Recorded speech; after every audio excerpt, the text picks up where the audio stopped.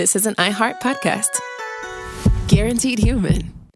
I'm Amanda Knox, and in the new podcast, Doubt, The Case of Lucy Letby, we unpack the story of an unimaginable tragedy that gripped the UK in 2023. But what if we didn't get the whole story? Evidence has been made to fit. The moment you look at the whole picture, the case collapsed. What if the truth was disguised by a story we chose to believe? Oh my God, I think she might be innocent. Listen to Doubt, The Case of Lucy Letby on the iHeartRadio app, Apple Podcasts, or wherever you get your podcasts. Hi, it's Jill Winterstein, host of the Spirit Daughter podcast, where we talk about astrology, natal charts, and how to step into your most vibrant life. And today I'm talking with my dear friend, Krista Williams. It can change you in the best way possible. Dance with the change, dance with the breakdowns. The embodiment of Pisces intuition with Capricorn power moves. So I'm like delusionally proud of my chart. Listen to the Spirit Daughter podcast starting on February 24th on the iHeartRadio app, Apple Podcasts, or wherever you listen to your podcasts. This is Special Agent Regal, Special Agent Bradley Hall. In 2018, the FBI took down a ring of spies working for China's Ministry of State Security, one of the most mysterious intelligence agencies in the world. The Sixth Bureau podcast is a story of the inner workings of the MSS and how one man's ambition and mistakes opened its vault of secrets. Listen to the Sixth Bureau on the iHeartRadio app, Apple Podcasts, or wherever you get your podcasts. I'm Clayton Eckerd. In 2022, I was the lead of ABC's The Bachelor. But here's the thing. Bachelor fans hated him. If I could press a button and rewind it all, I would. That's when his life took a disturbing turn. A one-night stand would end in a courtroom. The media is here. This case has gone viral. The dating contract. Agree to date me, but I'm also suing you. This is unlike anything I've ever seen before. I'm Stephanie Young. Listen to Love Trapped on the iHeartRadio app, Apple Podcasts, or wherever you get your podcasts. Hey everybody, Robert Evans here, and I wanted to let you know this is a compilation episode. So every episode of the week that just happened is here in one convenient and with somewhat less ads package for you to listen to in a long stretch if you want. If you've been listening to the episodes every day this week, there's going to be nothing new here for you, but you can make your own decisions. And then Welcome to It Could Happen Here, a podcast that is today about something that did happen here and absolutely sucked. And with me to talk about the Atlanta shooting is Garrison. Hello. Hi, not happy to be here. Yeah. No, this is not we're not talking about a current event. This happened what was it, last year? Yeah. In case someone's listening and wondering if there was another one. We're specifically talking about. Actually, there have been a couple of shootings in Atlanta since then. Yeah, obviously there. Yes, yeah, but we're talking the specific shootings, thing we're talking about is from last year, and it ties into many of the topics we discuss on the show. Yep. On March 16th, 2021, Robert Aaron Long, a regular at Young's Asian Massage, refused to tip after getting a massage. Xiao Jietan, the spa's owner, confronted him about the tip. Long simply walked away. He got dressed, went to the bathroom, pulled out his gun, and started shooting, leaving Xiao Jietan dying on the floor. Driving from spa to spa, Long shot 9 people and killed 8. The lone wounded survivor, Alicias Hernandez Ortiz, got on his knees and begged Long not to shoot. Long shot him anyways.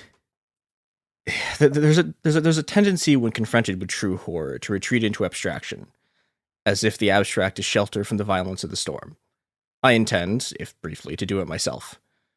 But there is no safety there, only the same violence repeated again and again and again, in 1,000 ways, with 1,000 names, wearing 1,000 faces. Because this is hell, and we live in it. So on to the abstract. There's a concept in Marxism called Träger. It's a German word. It's usually translated as bearer, in the sense of an individual capitalist being the bearer of capitalist social relations. They enact this relation by, turning capital into more capital, which is what makes them a capitalist. There is, literally endless debate over what this actually means. Most of it is pointless, and the meaning is contested enough that I'm going to abuse it a bit further and argue that a person can become a bearer of historical forces larger than themselves.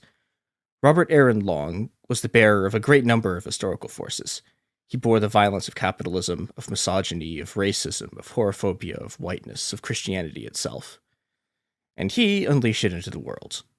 It's just like the idea of like invoking, right? Drawing on these external ideas into yourself and then becoming them for like a brief period of time.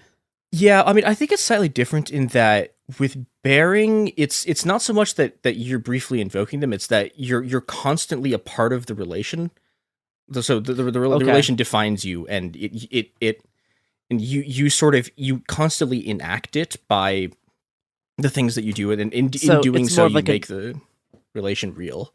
It's more of like an ever-present thing that is... Yeah. It's something that just sort of structures how the society works, right? Like we're all sort of like enacting the wage relation, right? Every time we it, like, you know, like doing this right now. By doing our jobs, yes. Yeah, we are enacting the wage relation. Okay, got it. Yeah, and you know, I think a lot of people after the shooting were left asking, you know, why?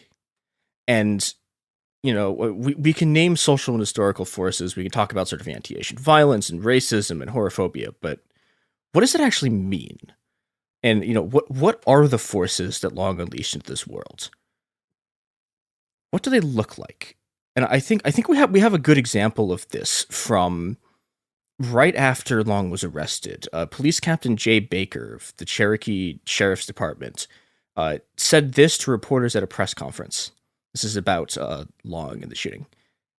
He was pretty much fed up and at the end of his rope, and yesterday was a really bad day for him, and this is what he did. He apparently has an issue, what he considers a sex addiction, and he sees these locations as something that allow him to go to these places, and it's a temptation for him that he wanted to eliminate. Now, yeah, there was a lot going on in those like two sentences. Also, you know, Cherokee Sheriff's Department. Oh yeah, there is so much going, like, right. There's just so many layers to this. Yeah, it's incredible. I mean, one of the things that we're going to go more into next episode is that like this is where what's his name? This is where the guy who just like drew a random line on a map that he found from like that he pulled out of his like National Geographic thing, who divided Korea in half. Like this is where he's from. Okay. There is a lot of historical violence in this very specific part of Georgia that is all coming together here. And his school is also super racist. Like they had a mascot that was like doing all the racist stuff. Yeah, I'm sure. Yeah, and you know, and before we go any further, it's worth mentioning that like almost immediately after the honorable police captain gave that press conference, a bunch of people on the internet found out that Baker had posted a shirt that said COVID-19 imported virus from China. I remember this. Yeah. The sheriff was pretty racist himself, and a part of many anti-Asian tropes relating to conspiracy theories. Yeah, this is classic 2020s like anti-Asian rhetoric. It's it's stuff that's led directly to hundreds of attacks on Asian Americans since the start of the pandemic, and the racist onslaught driven by every sector of American society. Now, people immediately start speculating that Jay Baker had collaborated with Long to cover up the racial motivation for his violence, and okay, I think there's some truth to this. The cops have been collaborating with Long and his family in various ways. I'm going to read a part of an article in Vanity Fair written by the journalist Mei Zhong called "How the Atlanta Spa Shooting, the Victims, the Survivors Tell a Story of America," which is this is one of the best things that anyone's written about the shooting so far. I'm going to read a little bit of it because it's, oh boy. I rang the bell at the family home. No one answered. Before I could decide what to do, a police cruiser showed up. An officer who introduced himself as Sergeant Clement explained that the neighbors, multiple people, had called to report suspicious activity. The one good thing about Cherokee County, he told me, is that we look out for each other. It's like how it used to be in the 70s. I asked Clement what specifically the neighbors were worried about. To be honest, he said, what they are worried about is they are afraid of revenge. what is the context for the like revenge line? Yeah, I mean, it was basically just they were really like they were terrified that like Asian people were going to show up like to this community and take revenge for the shooting. They thought they were like attack like the church or something. Well, no, like they thought they were gonna like show up to like the family's house and like attack the neighborhood. Yeah. When has that ever happened? Yeah.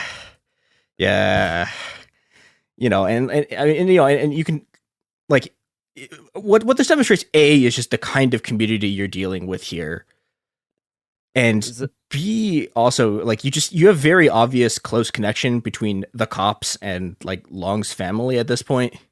Yeah, and I mean, in terms of like the covering up, the covering up of like the anti-Asian violence part of it, honestly, I don't even know how intentional that would be, because I don't think he even recognizes that as racism. I'm not sure how much the cops recognize that as a super big part, since that they are already pretty racist against Asian people.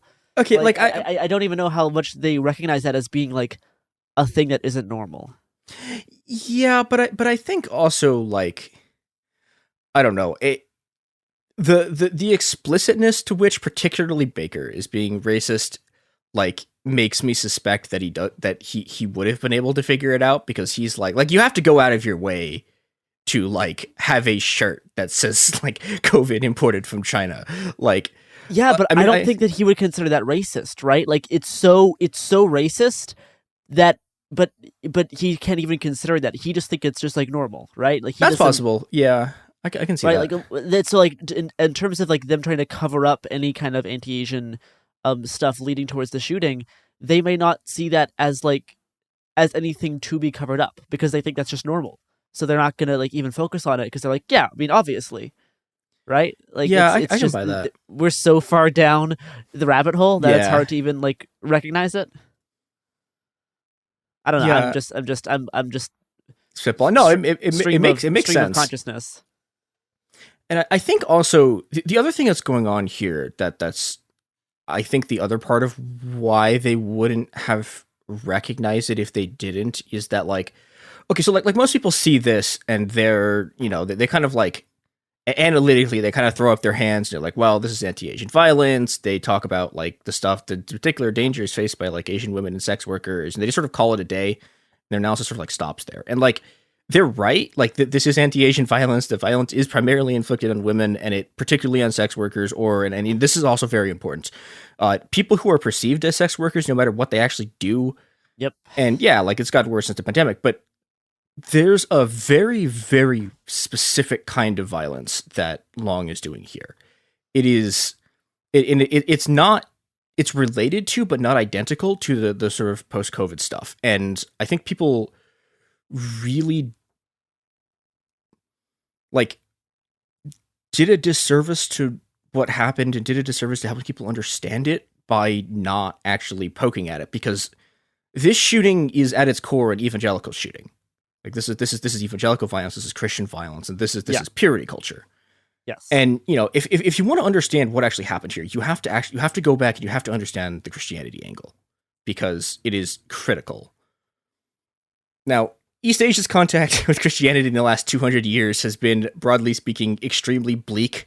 The conclusion of the First Opium War in 1842, in which Britain forced China to buy opium to cover Britain's trade deficit with the country, and then Britain also stole Hong Kong, and then allowed... it also had the effect of allowing Christian missionaries into the country. And it is genuinely unclear which one of those acts has the highest body count.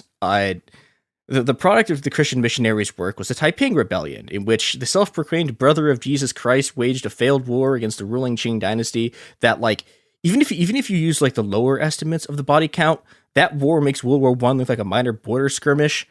It is a just incredibly devastating war. And, you know, the product of this is there's famines, there's also just a bunch of floods that happen at the same time, and this sends an enormous number of immigrants and refugees fleeing from their homes looking for any way to survive. And a lot of those people find their way to the US, and they get imported by American capitalists who are, you know, looking for a new labor force to serve as like a racial buffer between white and black workers after the Civil War. And the other thing is, like, it's really hard to get to the West Coast in the 1800s. Like, they don't have the Panama Canal. You have to go over land, and it sucks, and it's hard. So they need a labor force that they can just get to the West Coast, and it's literally easier for people to come from China.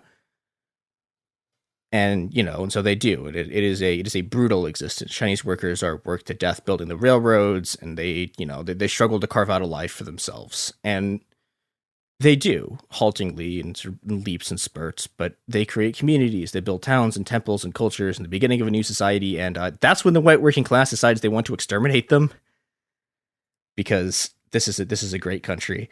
White workers immediately start blaming Chinese workers for the low wages, and they use their workers' organizations to ethnically cleanse the West.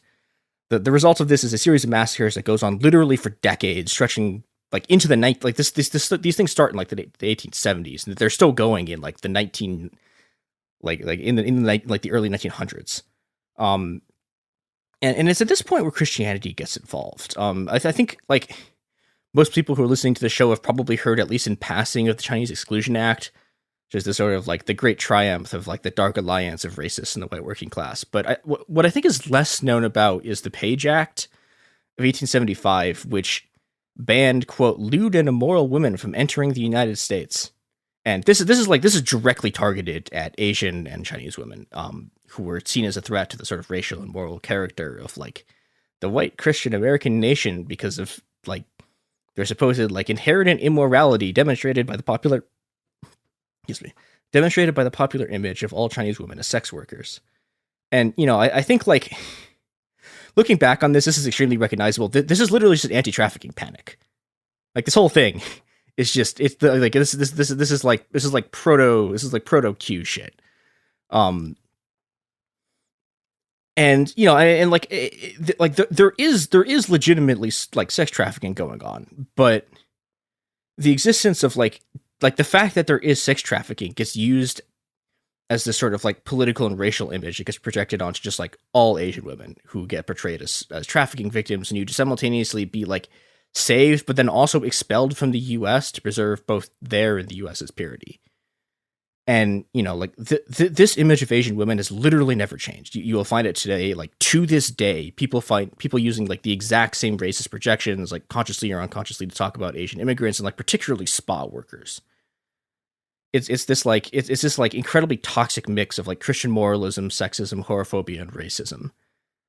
And the racism element is really important because like, okay, while this is going on, like prostitution is legal in California. Like, you could just do this. Like, there's no law against it. And so you'd think that like, oh, hey, this sort of like Christian panic would just be targeted against brothels. But like, no, it's like very specifically against Asian women. And it's, this is because all of the sort of like the Christian fears about sex work is, and their horophobia is, and still is today, incredibly deeply fused with this sort of like, this like incredibly racist like concern over the purity of the race. Yeah. And this will sound familiar to anyone who's been like paying attention at all to any of the trafficking panics, any of the anti-trans stuff, any of just... I mean, interracial dating was only extremely recently allowed at all of like the biggest Christian universities. Yep. like they have like they it's a thing. It's yeah, and like the thing about it, it's really close to the surface, right? Even when they're not explicitly just saying it. Like if you look, you spend about 2 seconds looking, it's like, oh, this is what's going on here, huh? Yep.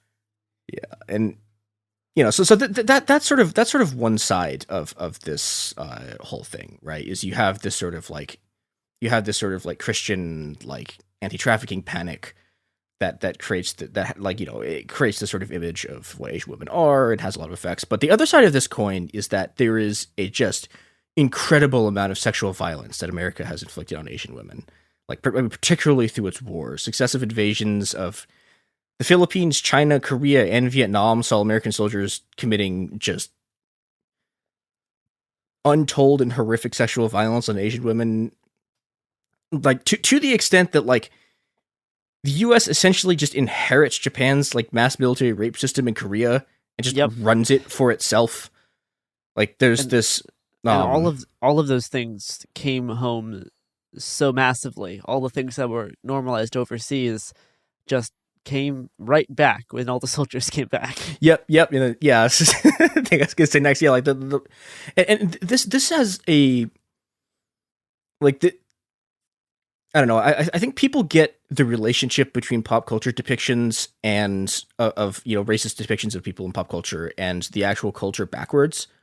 Like, they don't help and they spread it, but like, the like me love you long time shit from like Kubrick, like that doesn't come out of nowhere. That's not just Kubrick. Like that's something that was brought home by the American racists, and like when they got back, and that stuff, like it's not just that like this stuff's being spread by media. It's that the media is being influenced by the people who did this stuff and then came home. It is the full circle thing. Yeah. Yeah. And I mean, even still now, there's such a degree of like Asian women being like an object to possess, even more so than it's like even more so than like regular women, which obviously under like a lot of like patriarchal stuff in the States and overseas everywhere, women are seen as objects to possess. But specifically, that is so much heightened for women of color, and specifically like Asian women. That idea. I mean, you see that everywhere for like the libertarian Asian girlfriend trope. You see this in media all the time, that like the Asian wife is something you own. Yep. And it's very extremely pervasive.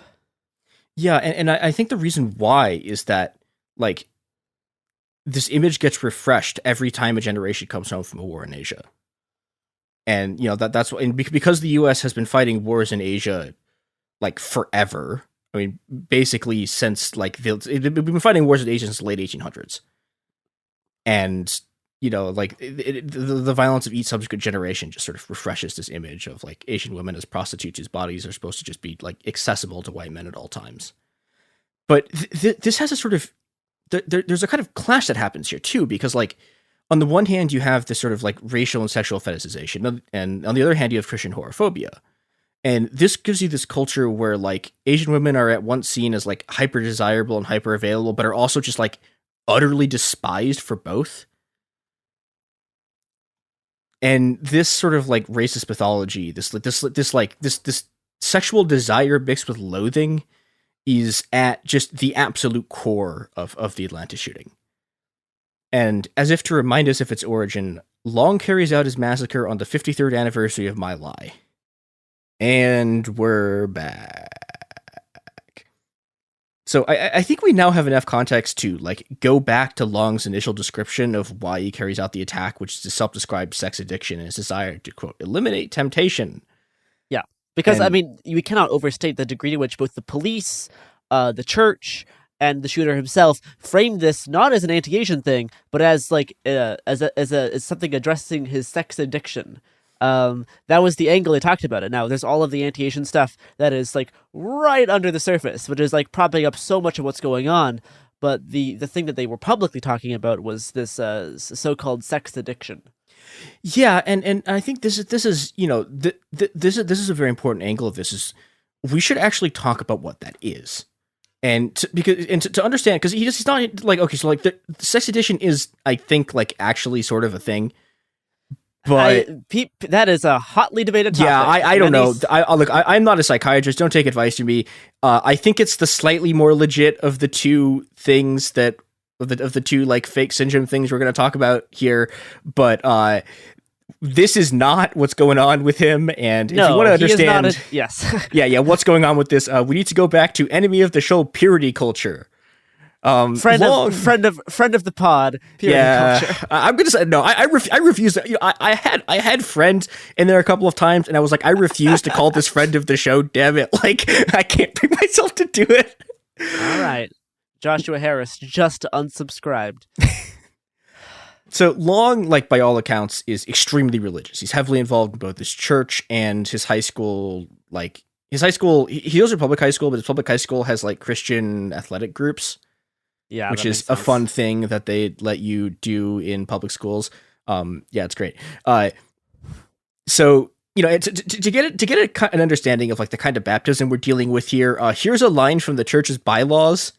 Quote, We believe that any form of sexual immorality, such as adultery, fornication, homosexuality, bisexual conduct, bestiality, incest, polygamy, pedophilia, pornography, or any attempt to change one's sex or disagreement with one's biological sex is sinful and offensive to God. Yep. And all of that's in the Bible. Yeah, they have. You can tell because they cite 3 passages, none of which say that. Well, I know there is bestiality stuff. Yeah, in the bestiality Bible. is. Yeah, and I think incest is in there. Well, sort of. Some, there's they some keep doing incest it, stuff. but There, parts of the Bible are pro-incest, parts of the Bible are anti-incest. Yeah, it's yeah. The Bible has a real sticky relationship with the topic of incest.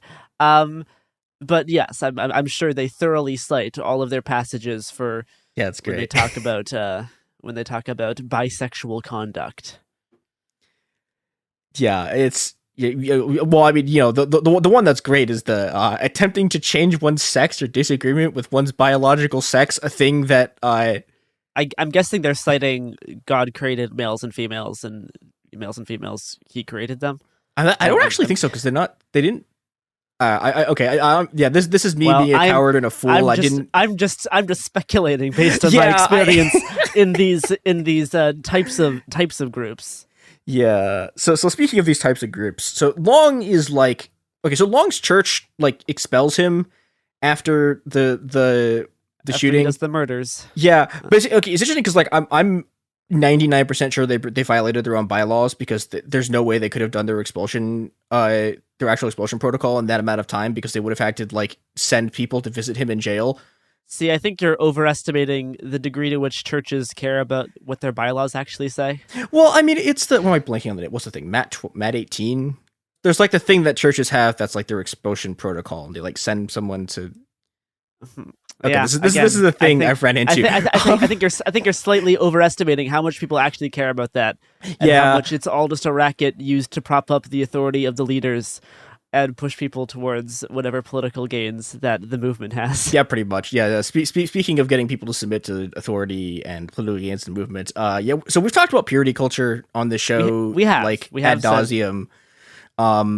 So we're not going to go into an enormous amount of detail about it here. We should at least describe what it is. So the very, very, very short version is it's an incredibly patriarchal, like evangelical Christian religious system in which like sex before marriage is seen as like an incredible sin, and there's this like focus on like the purity of the wife, and like a woman is essentially the property of her husband, and the entire goal of her existence is to like bear and raise children. And yeah, so it was invented the modern version. It was invented in the 90s. Yeah, strongly influenced by a book written by someone named Joshua Harris. It was called I Kissed Dating Goodbye.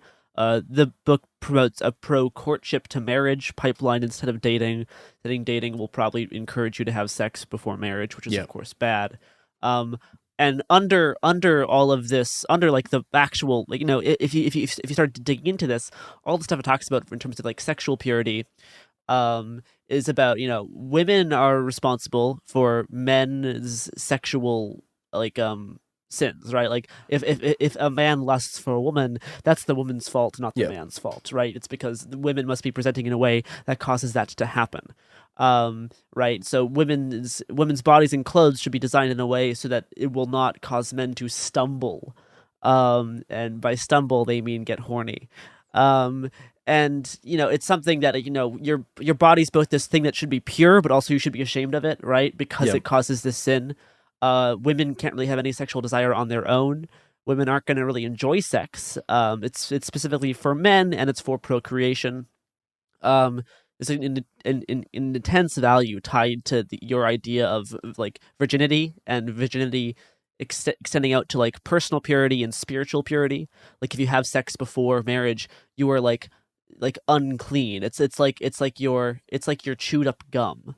Like you would not pick up someone's, like if you found some chewed up gum on the street, you wouldn't put it back in your mouth, right? So that's the idea. Like if you're not a virgin, you are like chewed up gum. Like you are already used. You're spent. So you save for marriage so that only your husband can chew up your gum, and then after marriage you're just stuck there forever, right? It's also like very, very, very anti-divorce. Yeah. And there's really no difference. And like they don't really. there's not much discussion around consent. Oddly enough, that may surprise you based on what I all just said. But no, obviously they don't care about consent. There's they view sexual assault just as bad as consensual sex before marriage. They see them as the same thing. Yeah. It's basically this. It's the same structures. They're both an equal sin. And I mean that is purity culture 101. We could just do an entire episode on purity culture, and we probably will. We could do a series on it. I think the other important thing about it is that this is basically in terms of their sort of being I don't know if you call it a counterculture, but they're sort of being an evangelical cultural machine. It's this. This is what they're pushing as their mass movement for youth, especially in the 90s and 2000s. We have stuff like purity rings, which is when you're a teen, you'll get these objects or jewelry which are almost like magical items you put on to show that I am going to keep myself pure, and by doing this action, it's symbolizing that and therefore internalizing it. There's also purity balls, which is not what you'll. So when you use the word purity ball, certain things will come to mind, right? Unfortunately, they're not as fun as what you are thinking. A purity ball is just a formal dance event, a ball that you put on, which is meant to. Usually it's fathers take their daughters there, and then their daughters swear to make a virginity pledge. To protect their purity of mind, body, and spirit, so that they will not then infect, boys, and cause them to stumble and commit the sin of lust. Which again is an incredibly weird thing to do at a ball. Yes, it's so weird. Well, also, it's most it's I think we've got into enough about this specific sort of thing.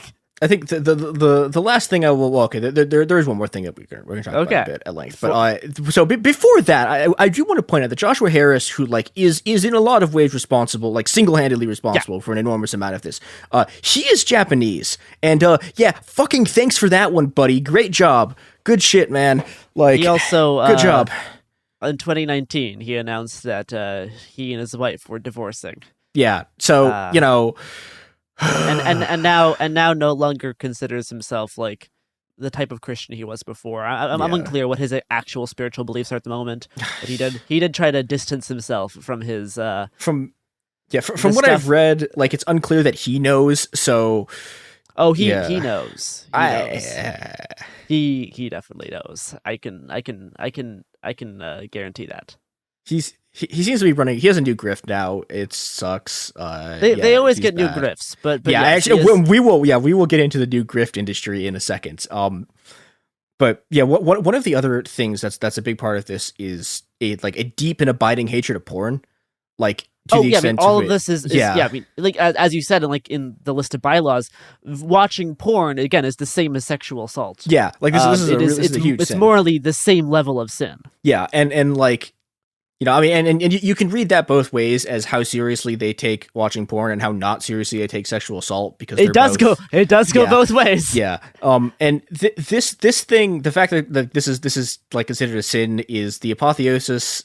The apotheosis of this is porn addiction, which again, not really dubious existence. This is even more dubious than sex addiction. This is just fake. But there's an entire culture that's developed around stopping men from seeing porn. There's these incredibly elaborate accountability setups where there's apps you install on your stuff. There's ways to alter your IP address to block certain sites. Yeah, Robert Aaron Long, the shooter, he uses a flip phone instead of a smartphone because he thinks having a phone will lead into temptation. Now Long, and the product of this, there's this entire industry that is built up around quote unquote treating the porn addiction. Yeah. And it's all bullshit. But Long had twice been in one of these facilities called Hope Quest.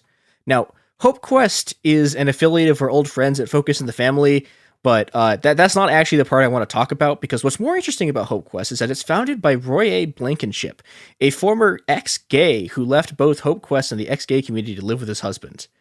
Now, what a funny pattern we keep finding ourselves here. Yeah. Now I think my dear listeners, if you were not as cursed as we are, yes, and you don't know what an ex-gay is. Ex-gays were this movement of like evangelical gays who claimed that like this is the thing that starts in like the 90s and 2000s. They claimed that like they'd gone to conversion therapy and it made them not gay anymore. Works. Yeah. And part of what's going on here is they claim that they did it voluntarily, because like involuntarily doing conversion therapy had gotten to a point where it was like bad PR wise, because Jesus Christ, you were like torturing children, and they're still torturing children, but this time they're like, no, it's voluntary. This is like this is the right's big cultural campaign against the gay rights movement in the 90s and 2000s. And I would say this, like it's not exactly the same thing as the way they use detransitioners, but like there's a lot of it's very similar. And of course, those. Obviously, that we now have the ex-gay movement. Yeah, and you know, and so like the ex-gay movement falls apart in like the late 2000s and early 2010s because like it doesn't work. Like they're still gay. Everyone people are still gay. All the leaders were initially gay, said they were ex-gay, and then kept having gay sex because that rules. Yeah, so they all kind of realized maybe we should stop doing this thing that keeps killing kids. Yeah, and Blankenship, to his credit, like. He'd been a big person doing this, and then he was just like one of his friends like commit suicide, and he's like, oh shit. And so like he stops, and he denounces conversion therapy, and he's now pro-queer. So many of the Focus on the Family people who were involved in like Love One Out, all of these ex-gay programs, so many of them then renounced it, accepted their gayness, and then moved to Portland, fucking Oregon. Yeah, so many of them did this. Now there are exceptions to this, though. Like, this is what's interesting about this. So while he was sort of figuring this out, Blankenship had like founded Hope Quest, right? And so he leaves, but the people who are running it now, like, are ex-gays who they're like the only ex-gays left who didn't renounce it, and who like still claim to be ex. I mean, they've taken their stuff about how. Like homosexuality should be like dealt with by marrying a woman and just not acting on it or whatever. Like they took that stuff out of their bios, but they apparently they still believe it. Like they've never these people have never publicly come out against it. And you know, but what essentially happened was that like enough of the ex-gays, like the thing collapsed enough that like they had to find a new thing to do. And the new thing they found to do was they went into the porn addiction treatment industry. Yeah. And I mean, also, if you want more background on like the ex-gay thing, you can listen to my two-parter on Focus on the Family and James Dobson for Behind the Bastards. Also, for our week on the war on trans people, we discussed some of the same stuff for the first episode, which is the evangelical gay marriage thing. That so we do have some like produced scripted stuff on these topics if you want more background on them. Yeah, unfortunately, this is a story where there's like every single thread you've ever done suddenly is coming together in one moment of horrific violence. This is where Long like winds up for his like treatment for like porn and sex addictions, which I cannot emphasize enough. This is literally what he's talking about. Is literally that he watches porn. Like that's what porn and sex addiction like means. And because none of this is real, the treatments like don't work because again, it's all fake. And I do want to also say Hope Quest is operates out of Georgia. Yeah. Yep. Yeah. Anyway. But you know, so he goes into treatment twice, and he stays at like Maverick, which is this like recovery center. And it doesn't work, and he goes home and his parents kick him out of his house for watching porn. And, you know, and I think this is something that, like, is important to understand, which is that the people inside of this world really deeply believe this stuff, right? And like, watching porn has real social consequences for them, and it has, you know, and this has a profound effect on how these people think. I'm going to read a quote from a Washington Post article. Bayless, who was Long's roommate at Maverick Recovery, a sober living facility in Roswell, Georgia, in 2019 and 2020, in the months between his stays at Hope Quest, said Long felt his very salvation was at stake, as he told his roommate that he was, quote, living in sin and, not walking in the light. He was walking in darkness. So this is how these people like see this stuff, right? Like this is literally about whether you're It's like very immortal intense. soul. Yeah, this is about whether you go to heaven or hell. They're Like, talking about like something extremely existential. Like it is. And this all seems very silly to people who are not inside it, because it is. It is absurd. But for the people involved in it, it is like the totality of the universe. Like it is so big. It's like the biggest thing. It's so important because you're determining what your conscious being will exist for thousands and thousands of years. Like this is what they actually believe. So it's super important. Like it is worth killing for, because that's how important this is. Like I think there's an extent to which it is more important than life or death, because you dying, like, okay, you die once, you go to your heaven, physical right? death doesn't matter. Yeah, it doesn't matter. Your spiritual death is so much more important. Yeah, and this, and we talked about this. Like there's those things. There's the social consequences. You can get kicked out of your house. You can get kicked out of your church if you keep doing this. Like these churches will kick you out. And this, this makes the ideology at work here incredibly powerful, and provides a mixture of this really incredible self-hatred for like falling into sin and giving in to temptation. And it also creates a hatred of the temptation itself. And this brings us all the way up to the shooting. Purity culture is the key that unlocks, the meaning of Long's words. We can understand the explanation that the police gave, which again, like, he apparently has an issue, what he considers a sex addiction, and sees these locations as something that allows him to go to these places. And it's a temptation for him that he wanted to eliminate, there was at the memorial for the shooting last year, sex worker organizer Kailin Zhang said this: "They hate us so they can hate themselves less." And I think that's a really great that is a really good analysis. Yes. Yeah, it's a perfect encapsulation of like what's happening here. But this is the part of the story where the media just violently and spectacularly fucks up to enact. They dropped the purity ball, you might say. Yeah, I mean it's really horrible. They're like, what they've essentially done is enact 200 years of racist violence against people who had either literally just survived a mass shooting or who are literally dead. And the way they do this is the press reads Long talking about sex addiction, and they immediately assume that the women in these massage parlors have been having sex with him. And there's like this whole hunt that they do to like search for evidence that massage workers were doing like full service sex work based off of, again, the words of a literal racist mass murderer and their own racist preconception that like all Asian women, especially spa workers, are also sex workers. Yep. And like, on the one hand, yeah, it's true that this stuff is fueled by horophobia, and also like morally, who gives a shit what they were doing. But the immediate problem here is that by doing this witch hunt, you are sicking the police on the survivors. Yep. You're putting survivors in immense legal and physical danger. Yeah, and we will talk about this more next episode, but like, these women have already seen more police violence and police raids than all of the journalists writing about this combined have seen in their entire lives.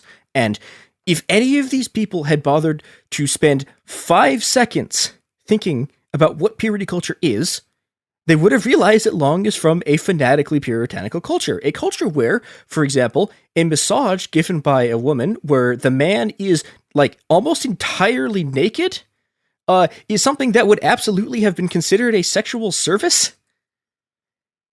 And like, and if you think about this again for like 5 seconds, right? When he's talking about removing temptation, he already thinks of all of these women as sex workers. Yes. Because that's what he thinks a massage is. He thinks like that's how he thinks about massages.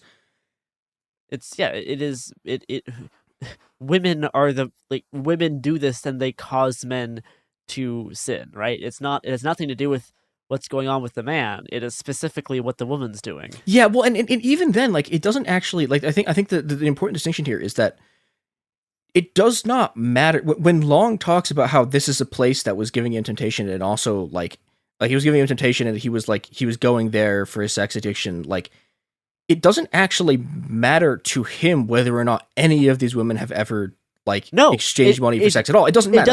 It doesn't need to be sexual at all. Absolutely not. No. Yeah, because these people are fucking like, it just, engulfed in like so totally engulfed in this incredibly like violent and racist and misogynist and horophobic ideology that it just sort of, like that's just how they think. And I think this is where we're going to return one final time in this episode to race, because there's a mistake that people make thinking about this analytically that prevents them from understanding both what's happening in Atlanta and how sort of capitalist and racist violence happens everywhere, which is that like, okay, so right when this happened, like when the press conference dropped, there were a lot of people like I think Glenn Greenwald did this, like Lee Fang, like there was a whole crew of people who were like, this isn't about Asian racism at all. This is about him like hating sex workers. And okay, it is true that human labor has been transformed into a commodity that can be bought and sold at will. Now, on a more theoretical level, right? You will see sort of incredibly theory brain people who will talk about how, in Marx's critique of political economy, right, all labor is abstract and interchangeable. Each unit of labor time is equivalent, identical, and exchangeable. But here in the massage parlor, this is a deadly simplification. This labor, the labor that is going on here is Asian. It is indelibly stamped with race and ethnicity and nationality and hundreds of years of violence and perception. Ruma S. Pacha, a assistant professor at the Institute of Women's Studies at the University of Georgia, wrote a piece last year called "White Supremacy in the Wellness Industry," or "Why It Matters that This Happened at a Spa." And I'm going to read a passage from it because it's very good. Massage spas, also called salons or parlors, like the one where these crimes took place, are part of a broader industrial complex that capitalizes on the racist belief that Asian people, and Asian women in particular, possess magical, spiritual, and sexual healing abilities. These attitudes belong to an entrenched Orientalist infrastructure in the United States that connects yoga, meditation, and massage to tourism, pleasure, and escape, signaled by the exotic tropical flower in the photo above. And there's a photo of a flower at a parlor. Yeah. And this labor, the labor of the massage that's happening here is, it depends almost entirely on a very specific performance of a specific kind of Asian femininity.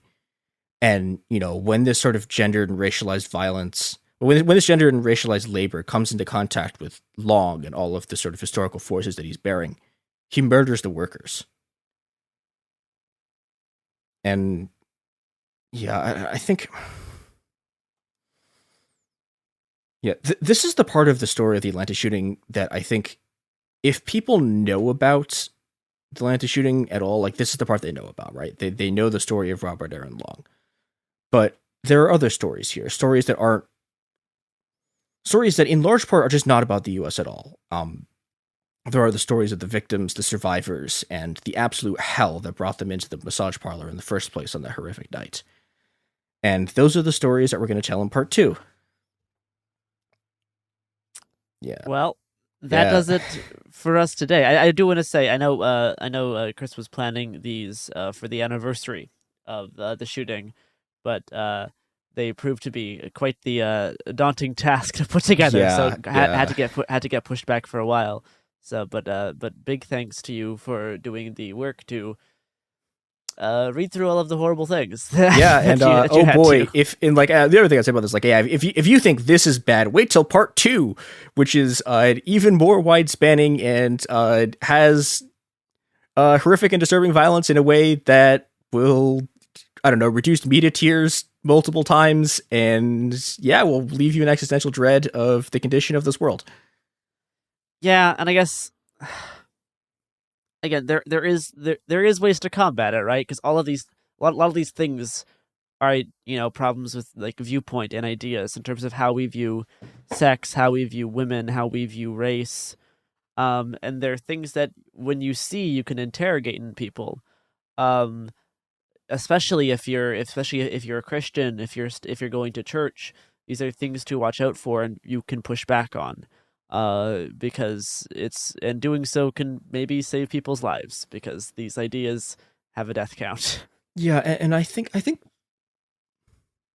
there's another part of this too, which is that, the reason we talk about purity culture stuff so much, the reason we talk about the mobilizations of the evangelical right so much, is that they keep producing these movements that that put our lives in danger.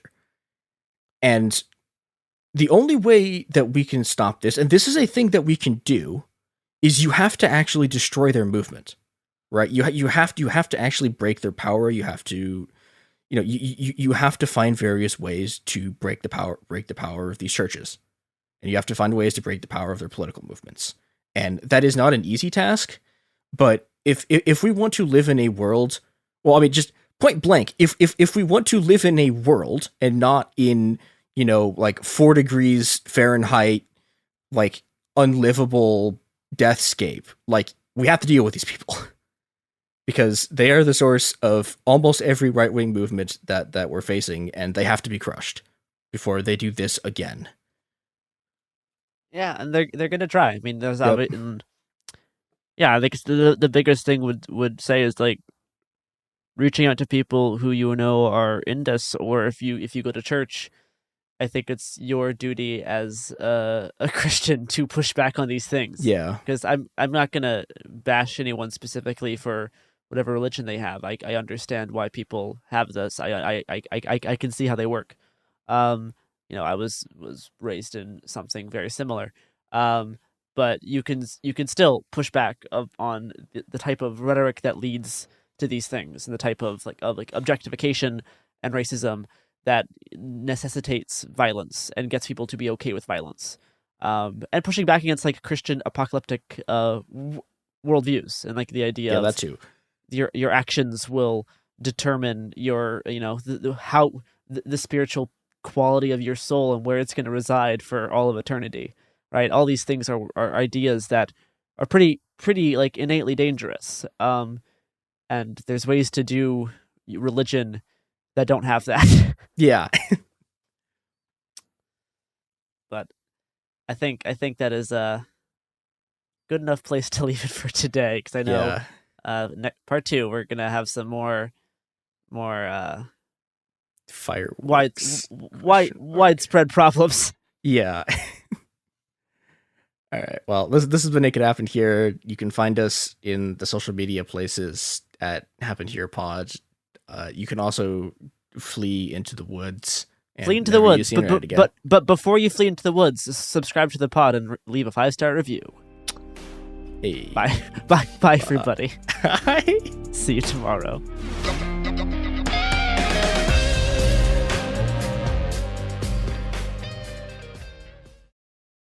Hi, this is Joe Winterstein, host of the Spirit Daughter podcast, where we talk about astrology, natal charts, and how to step into your most vibrant life. And I just sat down with a Minnie Driver. The Irish traveller said when I was 16, you're going to have a terrible time with men.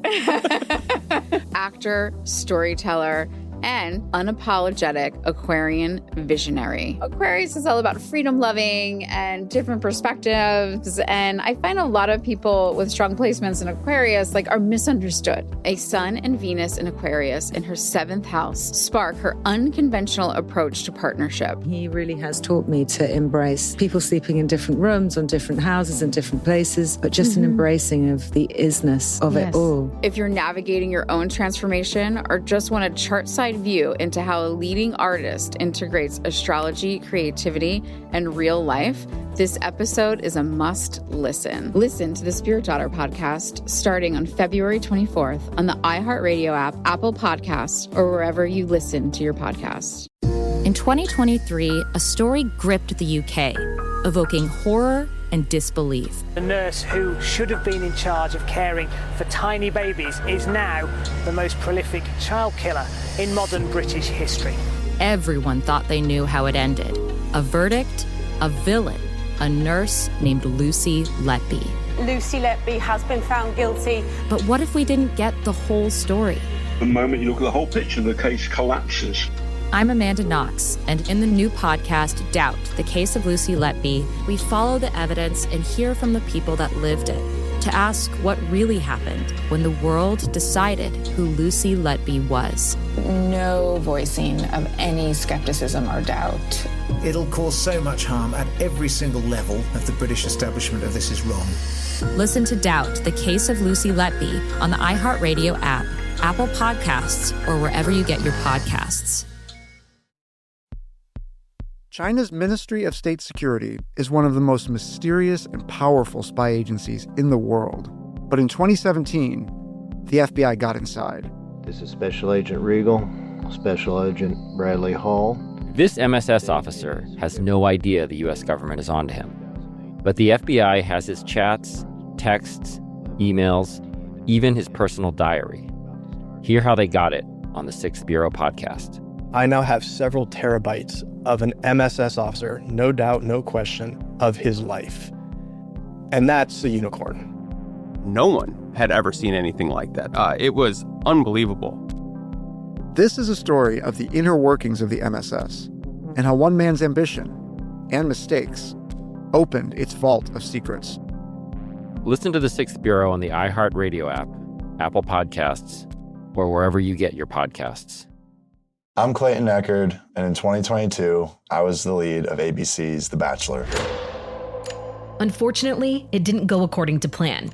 He became the first Bachelor to ever have his final rose rejected. The internet turned on him. If I could press a button and rewind it all, I would. But what happened to Clayton after the show made even bigger headlines. It began as a one-night stand and ended in a courtroom, with Clayton at the center of a very strange paternity scandal. The media is here. This case has gone viral. The dating contract. Agree to date me, but I'm also suing you. Please search warrant. This is unlike anything I've ever seen before. I'm Stephanie Young. This is Love Trapped. This season, an epic battle of he said, she said, and the search for accountability in a sea of lies. I have done nothing except get pregnant by the Bachelor! Listen to Love Trapped on the iHeartRadio app, Apple Podcasts, or wherever you get your podcasts.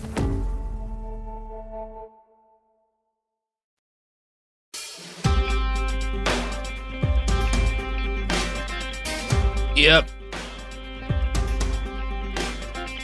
It could happen here.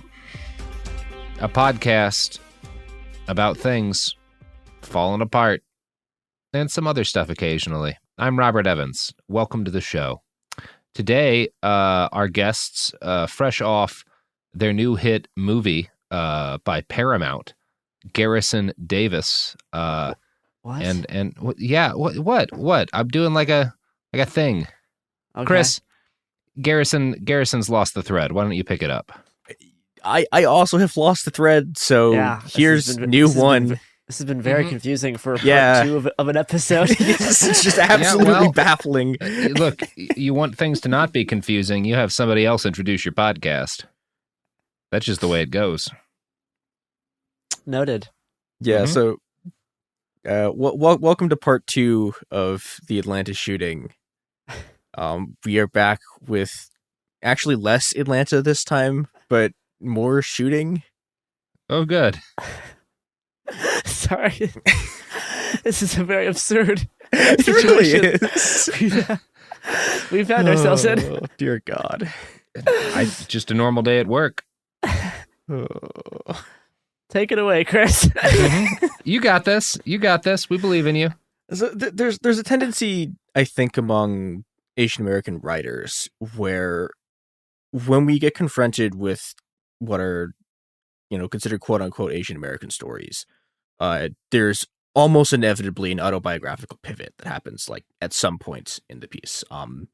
Mei Zhong, the author of the Vanity Fair piece I mentioned last episode, that's been a major source for both these episodes, does it in her piece. So do, dozens and dozens and dozens of Asian American writers who are, much more accomplished and talented than I am. And I get it. I don't blame them for it. I think it's a powerful way to anchor a story and to understand a story. And I also think that it's why we miss half of the story that when we talk about things, because the autobiographical focus has this tendency to narrow the scope into looking at just sort of the U.S.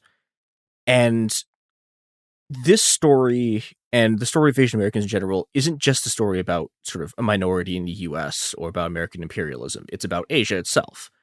And here especially, it's about China and Korea, to a lesser extent Japan. And the histories of these places have as much to do with why the people who died in Atlanta were in those rooms on that day, as Christian purity culture does. And, by actually looking at this, we get to introduce another key player in this horror show who only sort of appeared tangentially in part 1, which is capitalism, because capitalism is about to show up and make just all of this monumentally worse. Yeah, it's kind of like Steven Seagal in that way. Yeah. Mm-hmm. I think much more active than Steven Seagal, but he similar can levels barely of bad. move. Yeah, capitalism unfortunately moves at an incredibly relentless pace. Yeah, capitalism's knees are in incredible shape. Yeah. Mm-hmm. So, and this brings us back to Atlanta itself. Dao Youfeng died a hero. In the final moments of her life, as shots rang across Young's Asian Massage, she motioned for Marcus Leone, still half naked on the massage table, to stay still and wait for her to walk in front of him before he dived behind the massage table. By covering Leone's movement as she opened the door, she sacrificed her life to save the life of a man she'd met just minutes before. Her reward, in typical American fashion, was a bullet in the head. It took 6 days for her family in China to realize that she'd been killed. By village custom, the remains of an unmarried woman who left the village could not re-enter it to be buried. Her body thus lay unclaimed in a morgue for 19 days before she was buried in the land of her killer at a funeral attended entirely by strangers. Marcus Leone, the man Dao Youfeng sacrificed her life to save, was forced to return to work at FedEx just 3 days after surviving the massacre. Ooh. The sound of the packages he dropped on his delivery runs sounded like gunshots. He quit soon after. Yeah. There is no justice in this world, only an unending parade of horror, the details of which are somehow each worse than the last. And it is... Yeah, and this is, I think, what I wanted to talk about in this episode, which is that, like, it's not just that there was a shooting, it's that each element of why everyone is there is its own successive horror story. And the conditions that, like, produce this horror are not, they're not just the conditions that produce Robert Aaron Long. They're not just the conditions that produce the shooter. They are the conditions that produced Dao Youfeng, who spent almost her entire life as a migrant worker supporting a family whose most pressing concern was attempting to marry her off. And I think it's worth tracing out these conditions and how they develop, because a 12-year-old girl drops out of middle school to work at a factory 250 miles away and then eventually is gunned down by an American racist is not how the future of Asia was supposed to go. Like, I don't have much love for Mao. I would imagine not. Yeah, it's like I don't have much love for Mao, but I don't think if you showed Mao this, he would be like, oh my god, this is the future that I wanted for my people. Like, this... Things have gone very badly wrong, and I think to understand how we got to this hell, we need to go back to another hell, which is the beginning of the Korean War. Mm. And, we've talked about the effects that the Korean War had on Korean women in the last episode, but I think there's a few other things that are worth emphasizing here. One of which is that the absolute devastation that the war wrought on North and South Korea is incalculable. I mean, the effects of this are still felt to this day. It was a utterly devastating war. But it also has sort of more subtle effects on the sort of politics and economics of the region, because one of the very important things about this war is that the U.S. is fighting in East Asia, and this means that the U.S. is going to leave an enormous army in South Korea, which has its own military and sort of political and economic consequences. And those troops are still there to this day, like technically fighting a war which has never formally ended. And, we'll come back a bit to this later, but this has enormous implications for the entire region. I've talked on Bastards before about, like, about some of the effects this has, but, Korea and later Vietnam are a major, like the wars the U.S. fights there are a major factor behind the industrialization of Japan, which sees, enormous U.S. investment as part of this attempt to, like, shorten American supply lines by exporting their military-industrial complex to East Asia. We've talked about the Japanese angle of this, but South Korea is likewise industrialized by American capital for, pretty much the same reason. and this goes on to the extent that like Korean troops like fight on the side of the U.S. in Vietnam. And, so, and South Korea's production base proves a sort of a pivotal military asset for the U.S. war machine in the East. Now, the thing I think that part of it like is understood decently well because, if you like know literally anything about this region, you've seen the effects of this stuff. But the part of it I think is less understood is that in China, the war has a similar effect, which is that communist leadership fights this war, right? And it immediately becomes clear to them that there is a looming possibility they're going to have to fight the U.S. again. And if they're going to have to fight the U.S. again, they need an actual sort of modern industrial base to fight a war against the U.S. And this, this leads to sort of militarization, industrialization, and you get a look at two very different kinds of state-led developments, which I'm going to call state-led development corruption and state-led development socialism ? Which sort of play out in China and Korea. And I think it's worth actually talking about this because both of these systems are essentially going to collapse. And when they do, they are going to send an enormous number of people, both in China and Korea, spreading across the world, seeking like any kind of sort of economic salvation. And a lot of the people who are killed in Atlanta are in Atlanta because of these crises. Yeah, so the first of these is the chaebol system in Korea, which is sort of informally established by the dictator Park Chung-hee as like the core of his plan for economic development. And it generates a number of extremely powerful family-owned mega conglomerates with intimate ties to the state and these sort of various political factions. And these conglomerates, which control just vast sections of the Korean economy. I mean, like to this day, Samsung, which is the remaining chaebols, like I think their total percentage of the GDP of Korea is like 17% or something. It's like it's absolutely absurd. Wow, Jesus. Yeah, like and the thing is, and it's sort of is amazing about this is that like the chaebols are much weaker than they used to be. For reasons that we will get to in a bit. And, when they're founded and when they're sort of at the height of their powers, they have, they're established with three goals. There's an attempt to develop the economy. There's an attempt to sort of fuel the American and South Korean war machines. And the third thing they're trying to do is to make a lot of people in the government and their allies indescribably rich. And it works sort of amazingly, which is a weird thing to say about a development regime started by a military dictatorship, but they have an enormous amount of American capital military aid, and like they do successfully develop. They kill an enormous number of people in the process, but they do it.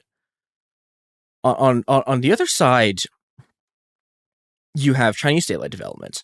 And this is also about economic development and fueling the military, but the goal here is to create an economic base for socialism, and this does not work.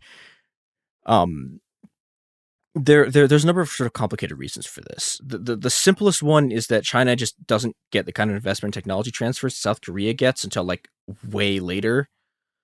But the other really important element of this for this story is about the urban-rural divide. And this is another thing I've talked about Bastards I've talked about on Bastards a bit, but I think it's worth going into the details a little bit because otherwise a lot of the stuff that's going to happen that is, the part of the story that is directly sending 12-year-olds off to a factory in Shenzhen, like, don't make any sense without it.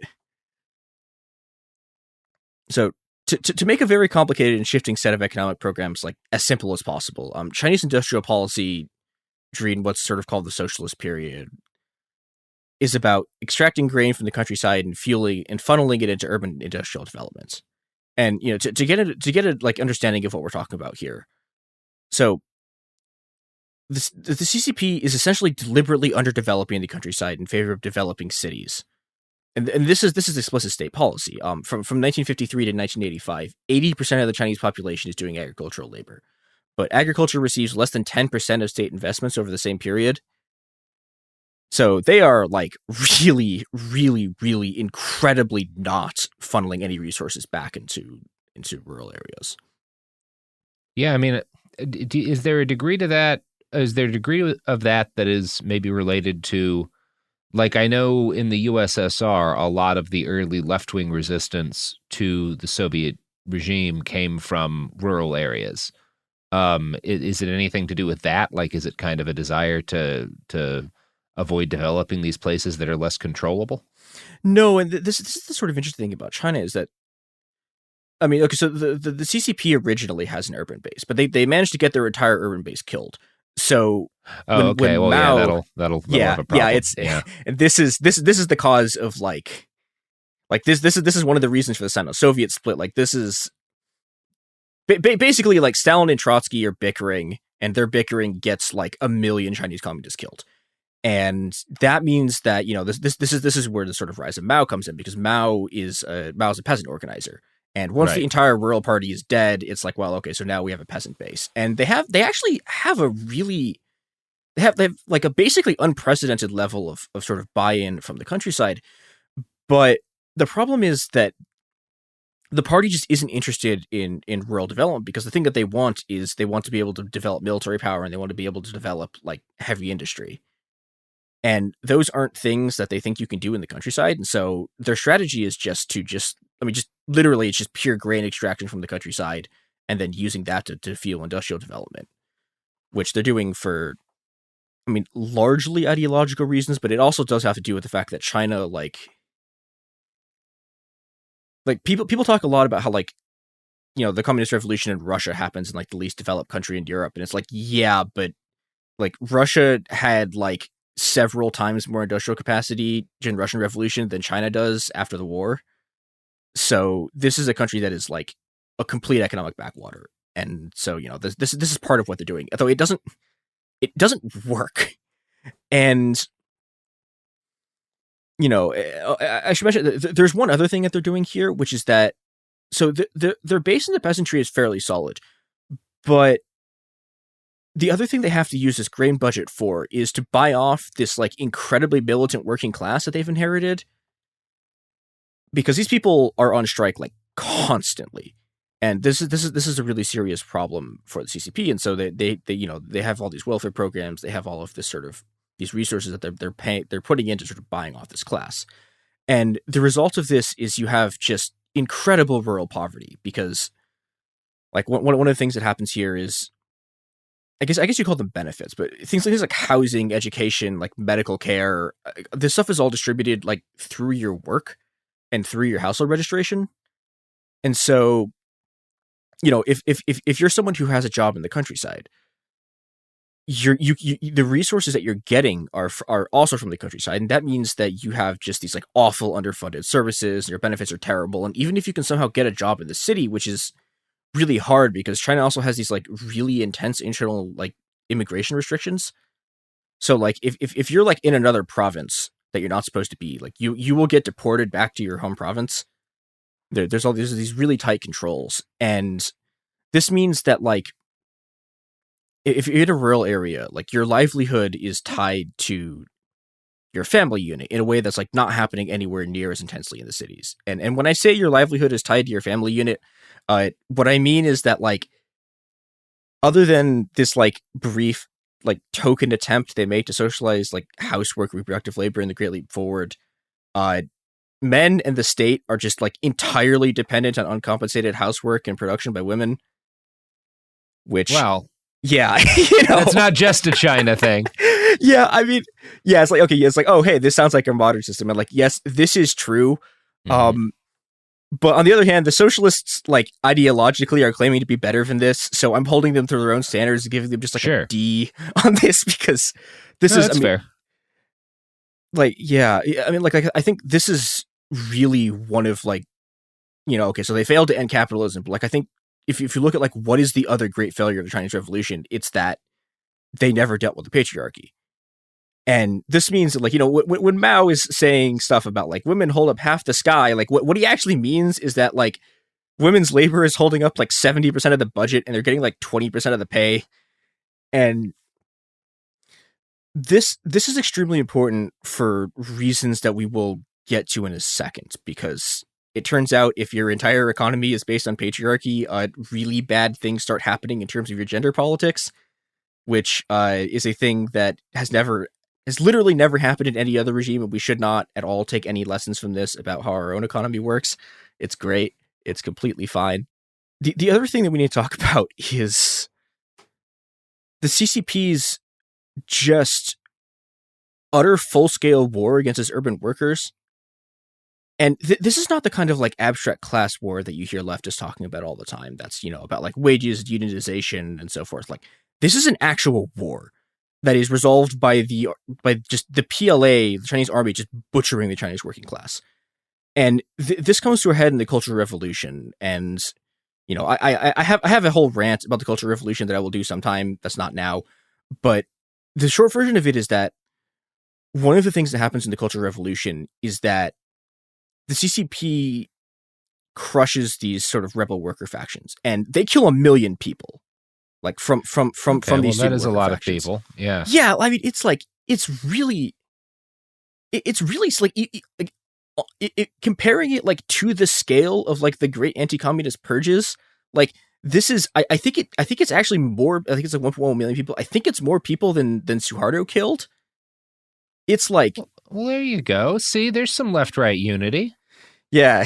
Well, I mean, Mao, undisputed greatest anti-communist, has the highest number of communism kills. Well, I don't know. Let's. I mean, Joseph Stalin's in that running. That's Look, true. You've got a couple of titans battling it out here. Yeah, it's a difficult choice, but yeah, I mean, like they are like the CCP is literally fighting a war against urban workers, and like this is even by like the mid 70s. There are moments where the army is sending like tens of thousands of troops like into cities to break up strike waves, and this is an enormous problem for the CCP. Okay, like it's an enormous problem for them politically, because it turns out that being a communist party and then the thing that you're doing all of the time is sending soldiers to shoot workers is really bad for your political system ideologically. Well, okay, that's your opinion. Yeah, it doesn't go great for them. And the other problem they have is, this creates this incredible militarization of society, and this leads to stagnation, and there's all this corruption that's happening. But the other problem is like, okay, so if you're like a cadre like planner, right, and there's all these people on strike, you need them to not be on strike because you need them to produce stuff for your like central planning production schedules. And so all of these like cadre planners start being like, okay, these workers keep going on strike. Like, where can we get labor that won't do this? And they start looking at the countryside, and they start going like, beard stroke, can we send this over here? And meanwhile, like the actual ruralites are fed up with just being treated like shit, and they start decollectivizing their farms because, well, okay, there's a lot of reasons why they're doing this, but they essentially start forming these things that become called town and village enterprises, which are these like, the simplest explanation of it is that they basically start forming capitalist companies and trying to make money, but the ownership structures are a bit different because they're like, it'll be like a village, right? And like the village, like technically collectively owns this like company that makes tires or something, right? And this is where you start getting markets coming back to China, and the CCP looks at this and goes like, yeah, sure, this is fine. This won't stop our communism thing because we're having budget shortfalls right now, and if we let someone else do this work, we don't have to pay for it. And these town and village enterprises, which are called TVEs, like mostly what they're doing is they're like selling parts and stuff to like these giant state-owned enterprises, which are, your state-owned enterprises are things that are building like bikes and like tractors and refrigerators. So they're like, they're selling them like wheels or like refrigerator parts. And this is the thing that becomes the core of the Chinese economy, particularly in Dao Youfeng's home province of Guangdong, because Guangdong is a really unique province, I guess, is a thing you can say about literally every province, but Guangdong is particularly unique in this period because it's right next to Hong Kong. And this means that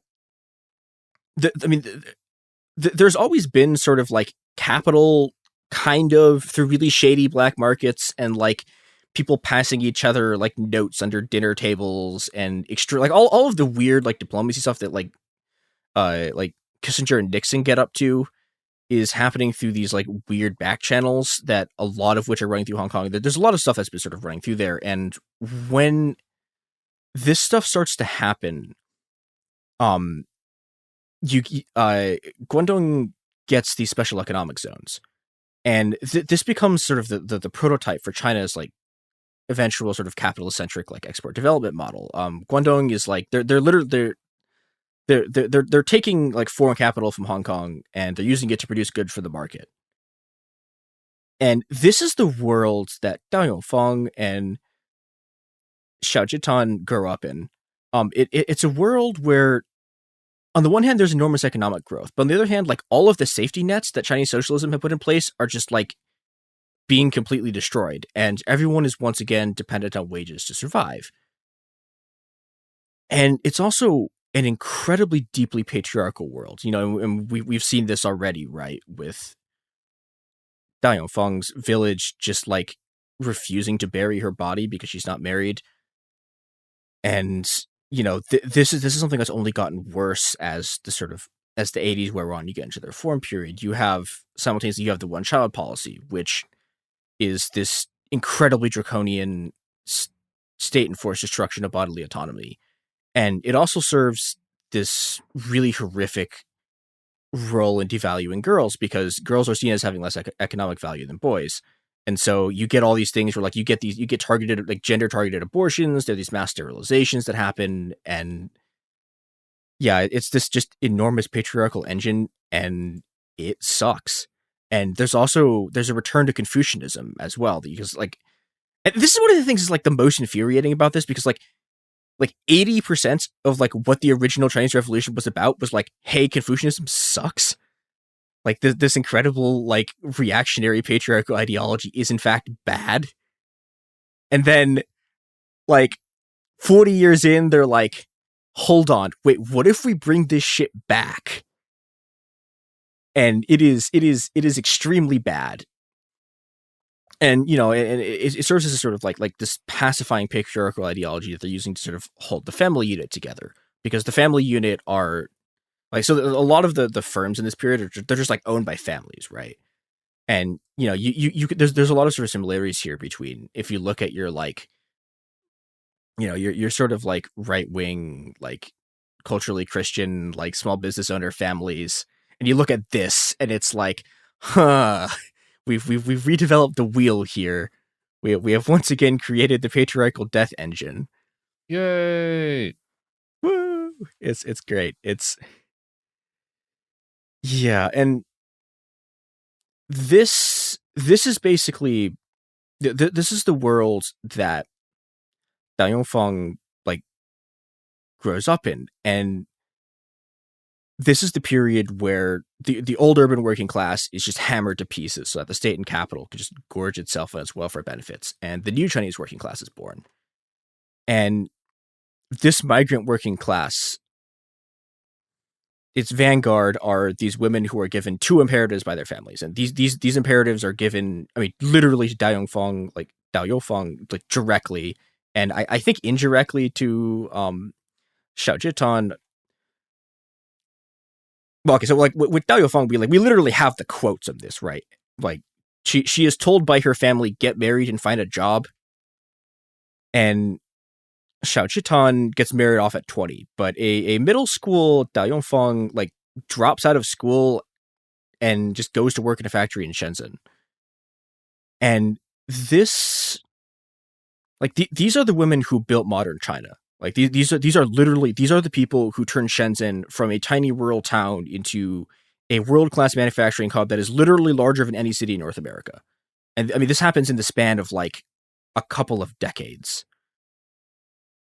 And they get jack shit for it. Like the wages they are working for, like Dao Yongfang's brother is working on a rubber plantation. He's making $5 a month. And, you know, in Dao Yongfang's case, like the other thing she's dealing with is literally these constant demands from her family to get married. And Fang just refuses. they try to do it as a young adult, and she just goes no. And they try it again, like when she's like 38. They bring her back to her village and are like, pick a husband. And she just goes no. And she just like they keep showing her guys. She just keeps going like no. And you know what she does instead is charter her own path by managing to secure a visa to the U.S. Where so Dai Yongfang's like is a migrant worker for ages, and eventually I think in like 2016 she moves to the U.S. to support her family again from afar. There's one more piece of macroeconomics that we need to talk about before we can follow Dai Yongfang to the massage parlor, and this one is going to get like everyone else to the scene of this massacre.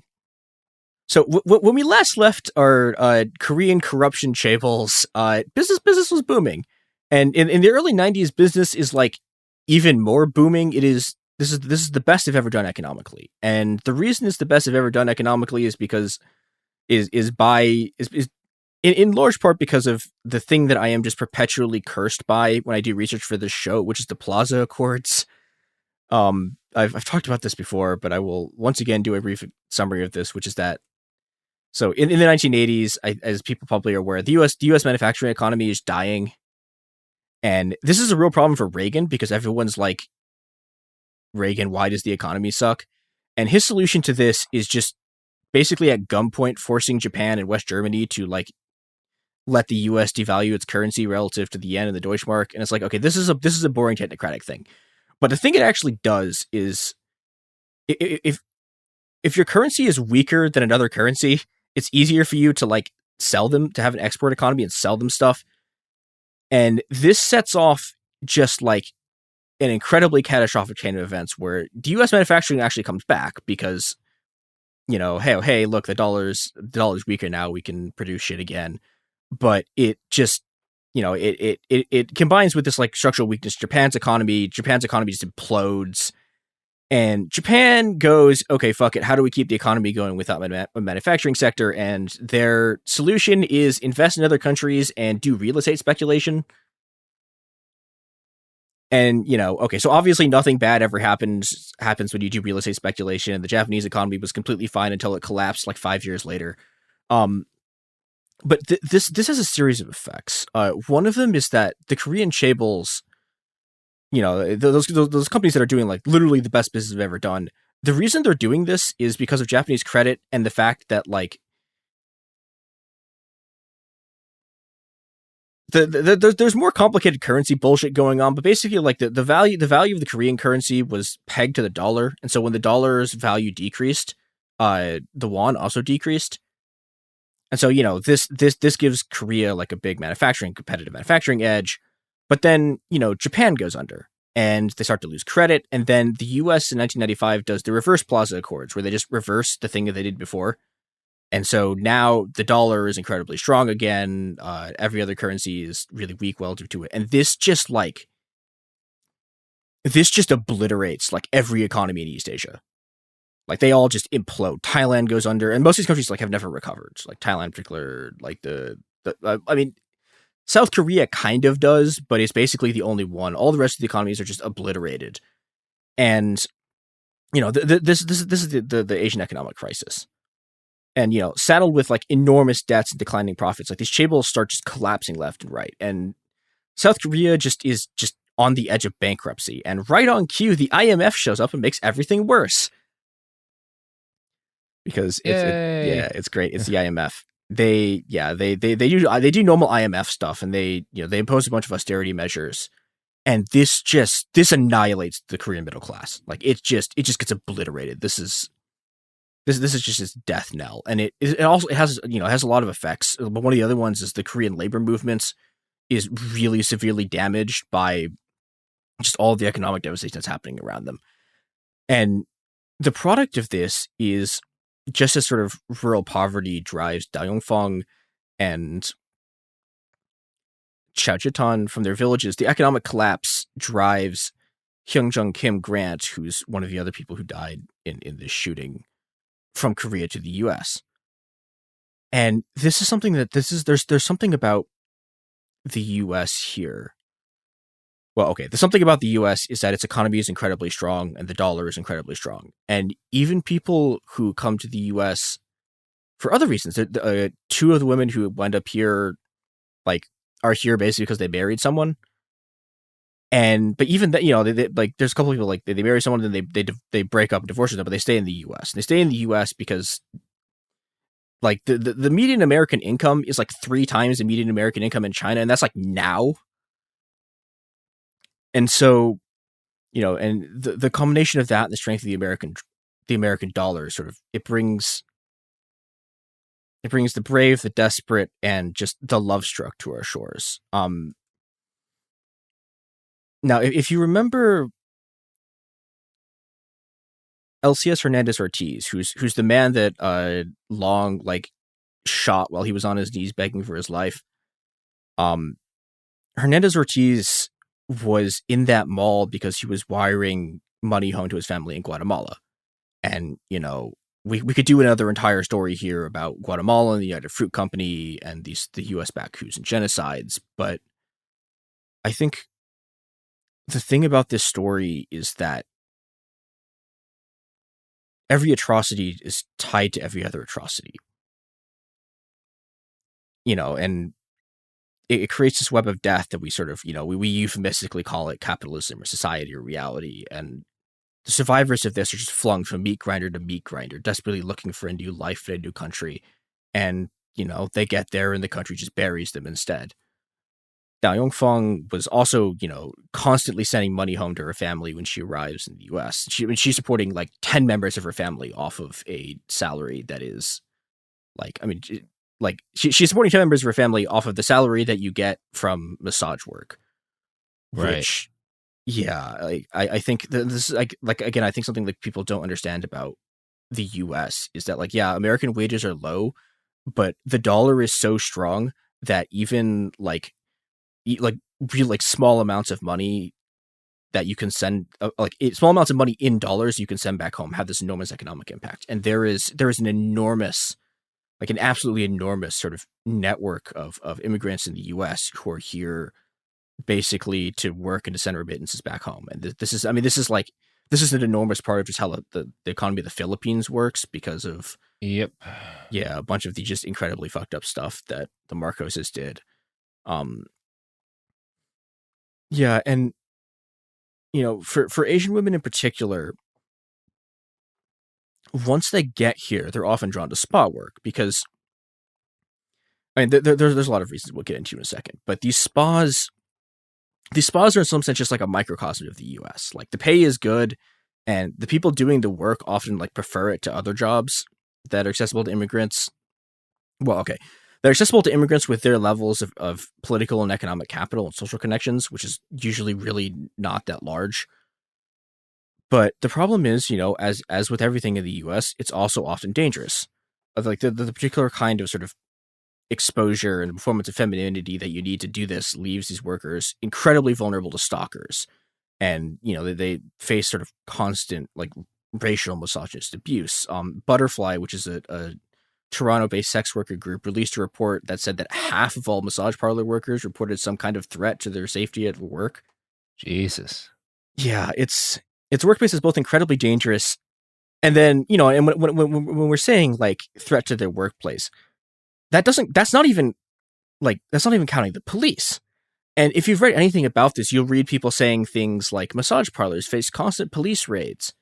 And this is true, but if anything, it understates how bad it actually is, because Asian massage parlors are subjected to 2 different kinds of police raids that just happen constantly. I'm going to read a thing from BuzzFeed. Cool. Yeah, it's great. It's really fun. From 2016 to 2020, 94% of people arrested for unauthorized practice of a profession for any job requiring a license in New York were Asian, and 96% were women, according to data from the New York Division of Criminal Justice Services. And while prostitution is a misdemeanor defense, unauthorized practice of a profession, which is the charge that covers unlicensed massage, along with roles like veterinary medicine and engineering, is a felony that carries higher penalty, including up to 4 years of jail time. Now, I'm no expert, but that sure does sound like racism and misogyny. Yep. Well, because Yeah, there's an argument to be made. Like if you're moonlighting as a bridge engineer and you're not qualified, yeah, sure, maybe that's a felony. But Robert, you're really just calling me out on the pod, just right in the. Now, Garrison, we agreed not to talk about all of those people who died when that bridge collapsed that you built in Florida on that university campus. Nothing of value was lost. No, it was Florida. Like that's why the DA is not coming after you. Yeah. U.S. government not pressing charges. It's Florida. Mm-hmm.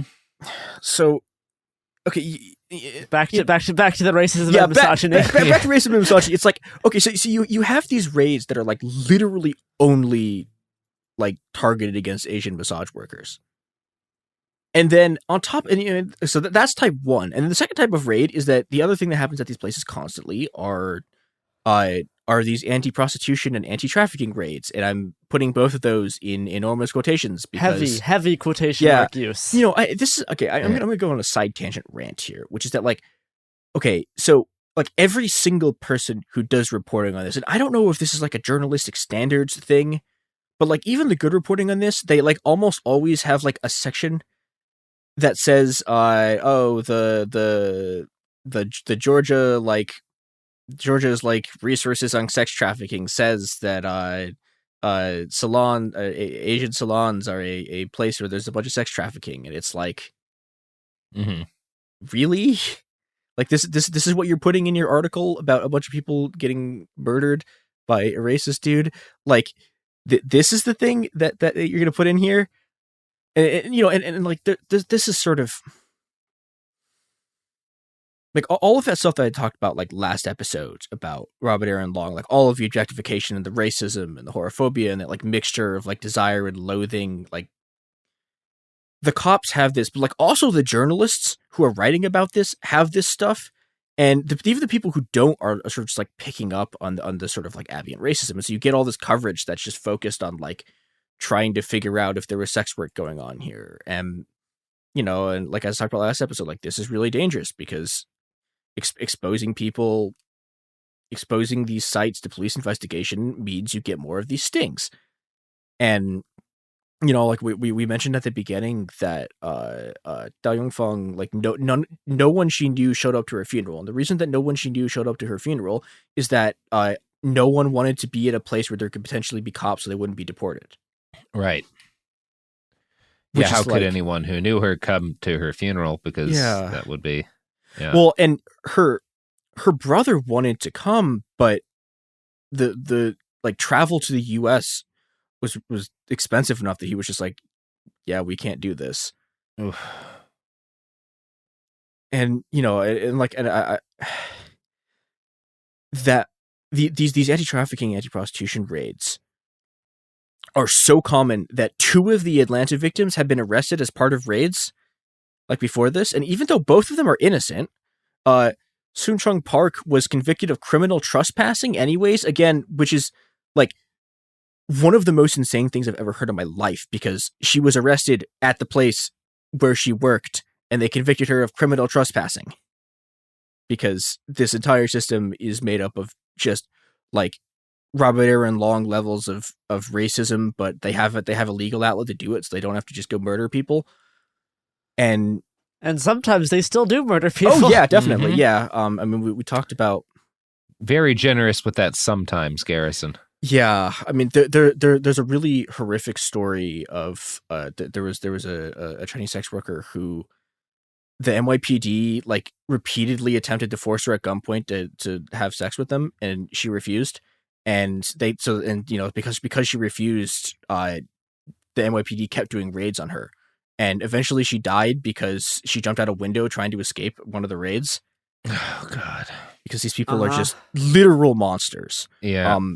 Yeah, and Soon Chung Park, like, she's convicted of criminal trespassing, and she gets the sort of particular American humiliation of being forced to wear an ankle monitor that you have to pay for around your house while being under house arrest.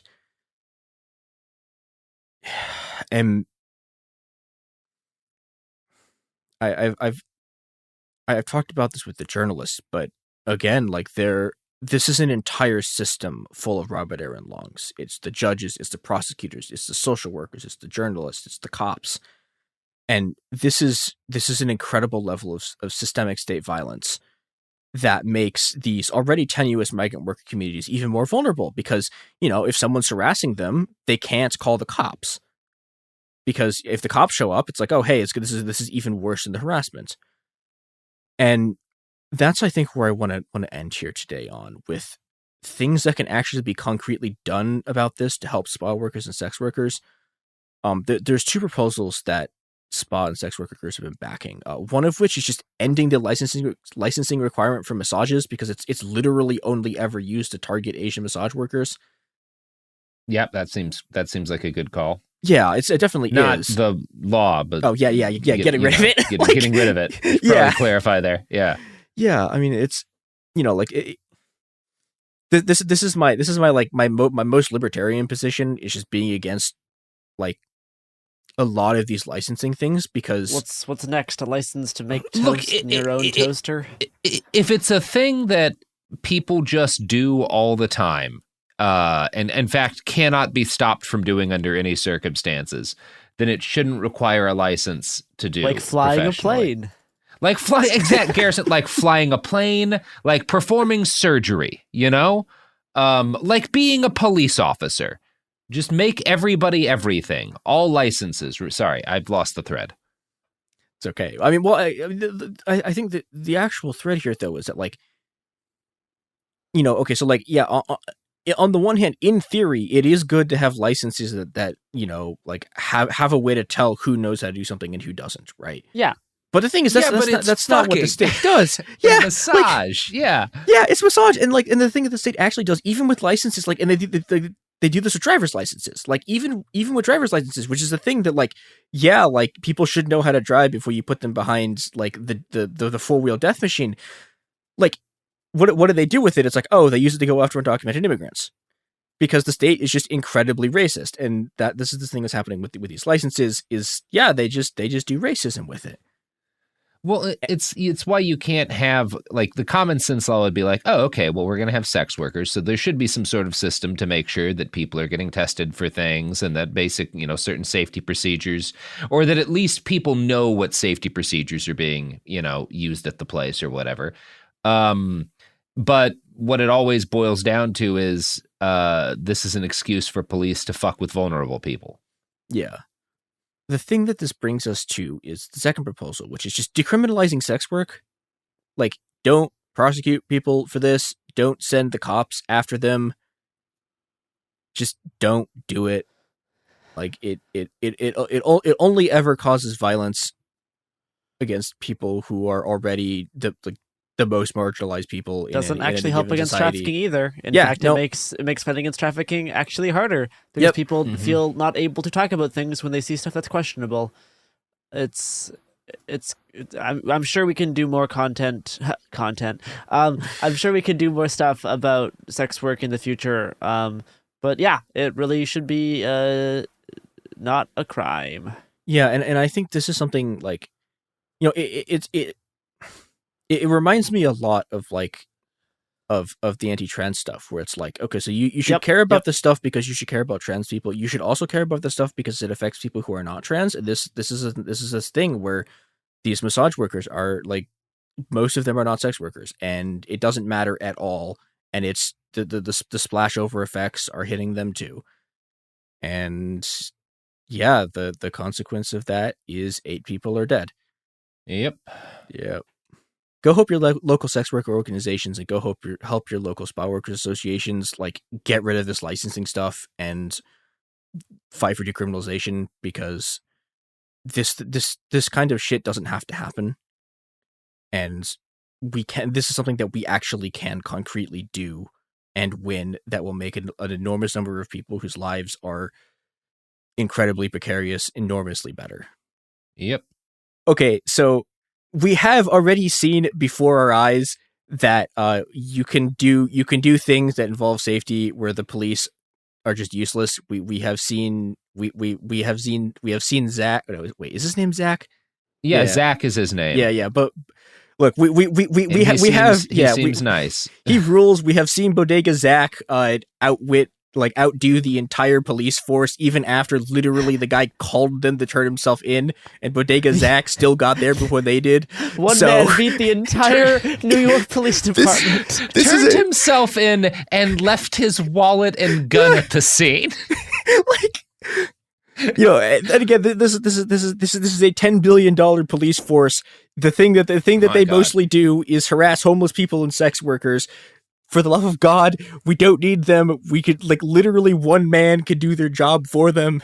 Get rid of them. Yeah, that sounds nice. Okay, well, there we go. We did it. Happy episode, everybody. Yeah.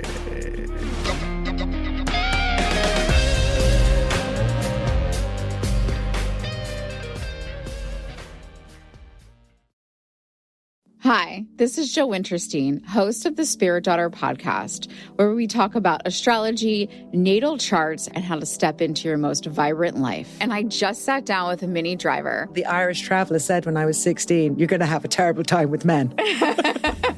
Actor, storyteller, and unapologetic Aquarian visionary. Aquarius is all about freedom-loving and different perspectives, and I find a lot of people with strong placements in Aquarius are misunderstood. A Sun and Venus in Aquarius in her 7th house spark her unconventional approach to partnership. He really has taught me to embrace people sleeping in different rooms, on different houses, in different places, but just an embracing of the isness of it all. If you're navigating your own transformation or just want a chart-side view into how a leading artist integrates astrology, creativity, and real life, this episode is a must listen. Listen to the Spirit Daughter podcast starting on February 24th on the iHeartRadio app, Apple Podcasts, or wherever you listen to your podcasts. China's Ministry of State Security is one of the most mysterious and powerful spy agencies in the world.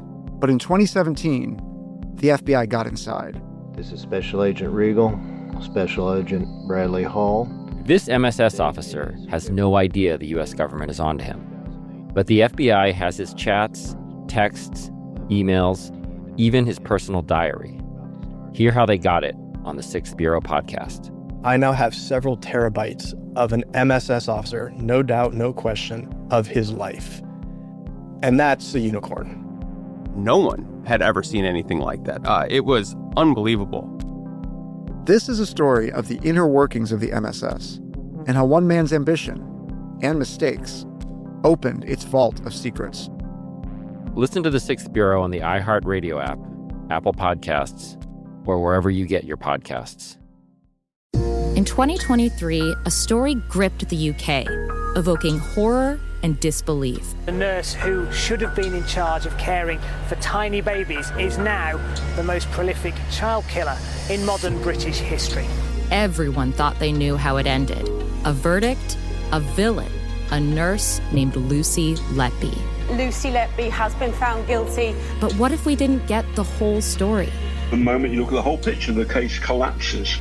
I'm Amanda Knox, and in the new podcast, Doubt, the Case of Lucy Letby, we follow the evidence and hear from the people that lived it to ask what really happened when the world decided who Lucy Letby was. No voicing of any skepticism or doubt. It'll cause so much harm at every single level of the British establishment of this is wrong. Listen to Doubt, the Case of Lucy Letby on the iHeartRadio app, Apple Podcasts, or wherever you get your podcasts. I'm Clayton Eckerd, and in 2022, I was the lead of ABC's The Bachelor. Unfortunately, it didn't go according to plan. He became the first bachelor to ever have his final rose rejected. The internet turned on him. If I could press a button and rewind it all, I would. But what happened to Clayton after the show made even bigger headlines. It began as a one-night stand and ended in a courtroom, with Clayton at the center of a very strange paternity scandal. The media is here. This case has gone viral. The dating contract. Agree to date me, but I'm also suing you. Please search warrant. This is unlike anything I've ever seen before. I'm Stephanie Young. This is Love Trapped. This season, an epic battle of he said, she said, and the search for accountability in a sea of lies.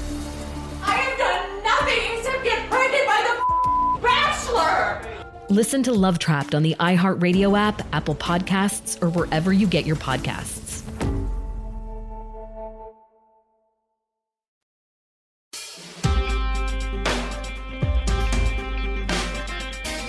It's an introduction. Good for you. We did it. Yeah. I love that. What show is this? This is It Could Happen Here, a show that is also currently in the middle of about 17,000 personnel disasters, but it's fine. I am Christopher Wong, and with me is Garrison. Hello. Hi, good morning, or afternoon, or evening, depending on when you're listening. And also Sophie. Hello. Hi.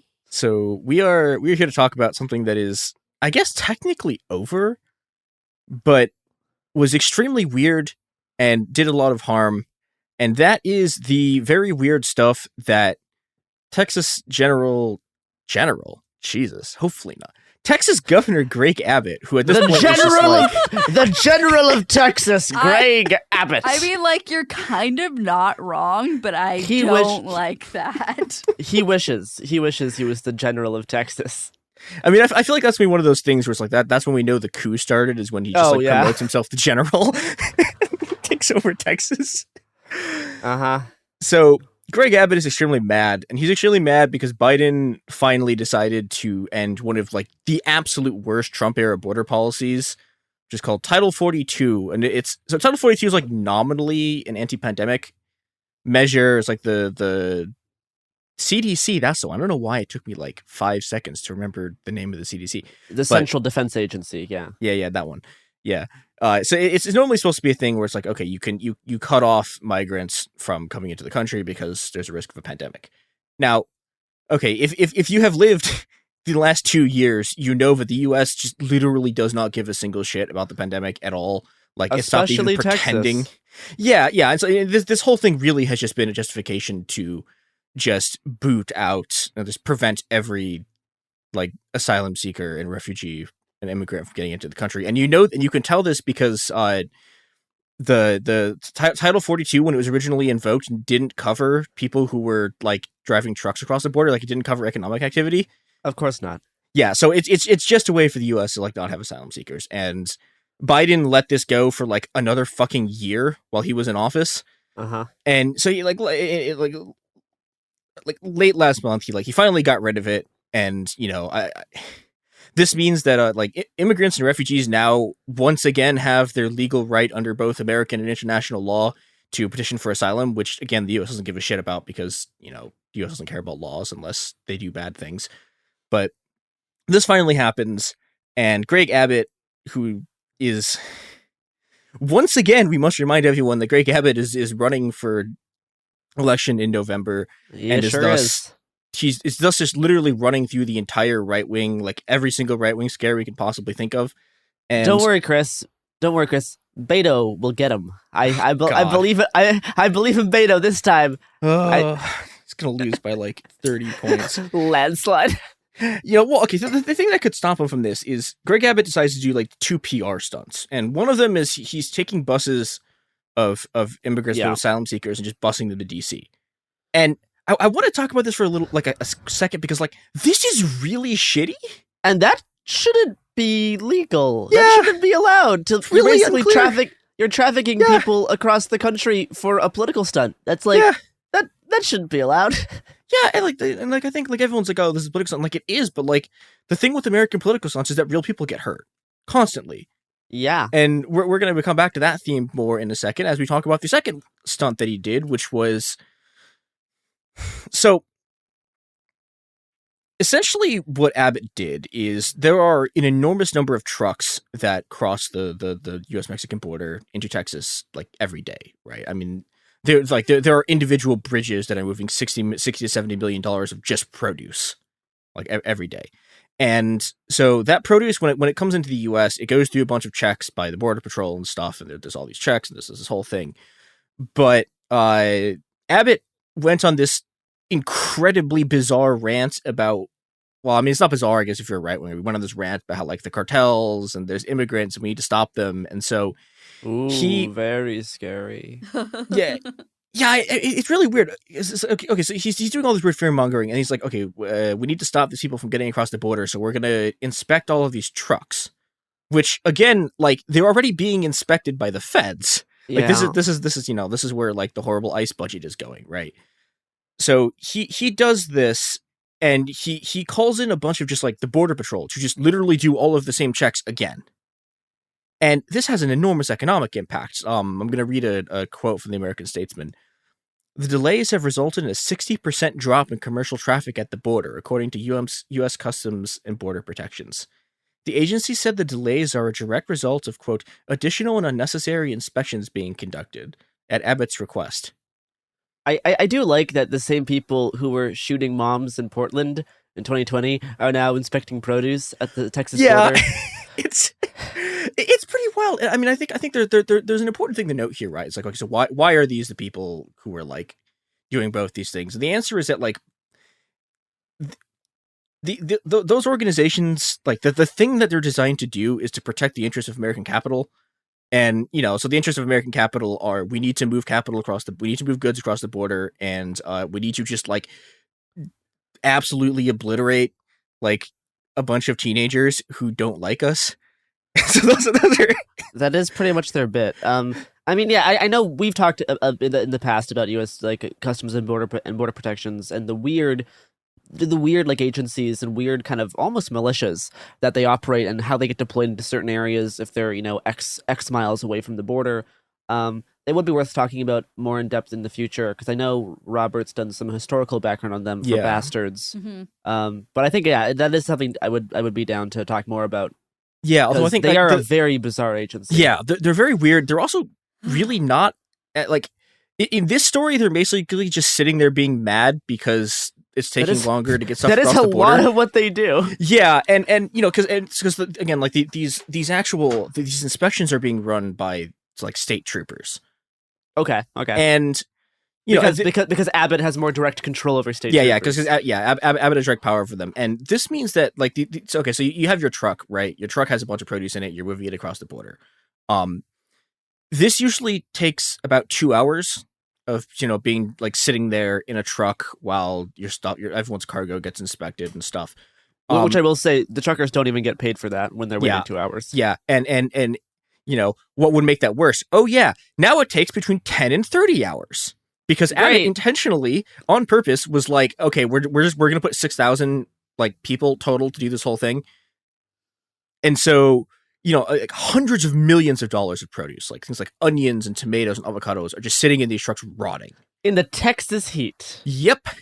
I mean, hopefully the trucks are refrigerated, but still. Well, the trucks are refrigerated, but like the people in them, I'm sure the cabins are not. Yeah, I'm sure it gets mighty. Well, you know, I do have some family who were truckers, and some of the cabins can be nice, but still, that's sitting for 30 hours without getting paid, because you only get paid when you are moving, which is not a great way to, you know, run our entire economy. Yep. I'm going to read a quote. I'm going to read a section from the paragraph from the Texas Tribune. Felix, a 60-year-old Mexican trucker who was transporting tomatoes, onions, and avocados, waited about 13 hours in line at the bridge. He asked to be identified only by his first name for fear of retribution and targeted inspections from CPB officials. Hearing of the delays at the border, he packed water and food for a few days. But other truckers didn't come as prepared and were sitting in standstill traffic without anything to eat or drink. Felix said he was told by a CPB official that the agency would be putting portable bathrooms along the bridge for the gridlocked truckers, but he never saw them. Once Felix made it to the state trooper's inspection point around 9 p.m., he said they didn't even peer into his truck, which had been sealed since Mexican authorities inspected it about 600 miles away in the state of Sinaloa. There's no possibility of bringing illegal immigrants in the merchandise or in the cabin, he said, referencing one of Abbott's explanations for the inspections. I can't bring any illegal immigrants here for money because I know inspectors are going to discover them. It's not a thing here. I don't know what the politicians' ideas are. I don't know what they're talking about. So that seems not good. That seems pretty bad. Yep. It's really bad, and like again, like this whole thing is nonsense. Like there's nothing. I didn't even think about having to, you know, use the bathroom for 30 hours. Yeah, and like the thing with this is like this the backups are 8 miles long. So, like, if you want to go to the bathroom, you have to walk for, like, miles, depending on where you are in this backup. And, you know, this is having, like, these just enormous, horrifying. Like this had these enormous, horrifying knock-on effects. Because it's not just the truckers who are being affected by this. There's a bunch of workers whose job it is, just to process these goods, right? To take them out of trucks, put them onto American trucks, to like sort through the vegetables and figure out like which ones are good and which ones are not. And again, like just enormous amounts of just produce that is like fresh and good to eat is just being intentionally destroyed because it's being forced to sit at the border for this long. There's a bunch of these people whose job it, like who are contract workers, whose job it is to like go through this stuff, and they're all getting fired because there's no work for them to do. There's all of these people who like their jobs, or they run bodegas, or they run like they run restaurants. They run a bunch of stuff on the border for these truckers, and they also don't have any work. And those people have to, on a day by day, like I think it's like $1,500 per day to rent a terminal in like, Dear like God. Yeah, and Wow. they're making nothing, and it's horrifying. There's this just enormous economic devastation that's been sort of like that's been happening because of this. And well, you know what else reminds me of economic devastation? Gare. The fact that our paychecks are solely reliant on the products and services that support this podcast. It's true. We'll talk about the problems they're having in a second after this break. Yep, 1 second. Wow, that was a fast second. Wow, that flew right by. Time's not real. Destroy the clocks. The scientists are the police. All right. What's next? It is a second if you press fast forward. Oh, if you press the if you press the 30-second button 4 times, yes. Yeah, you gotta be real speedy. Now, this is having other problems because, as we talked about at the show literally ad nauseum, our supply chains are really bad. And it turns out that does seem to be a recurring character on the pod, is that supply chains, not the most stable thing we've invented. Yeah, and especially with fruit and vegetables. Well, okay, I mean, like we'll be getting some of the other supply chains that are like fucked because of this, but like fruit and vegetables in particular, like the way that we do them, they're designed to be in motion for like a very specific amount of time, so that when they show up to you, they're ripe. Yeah. You add a few hours onto that, everything falls apart. And this, like, I'm not sure if it happens because I'm not in Texas, but there were a bunch of articles that were talking about like avocados in Texas are going to cost $5 more.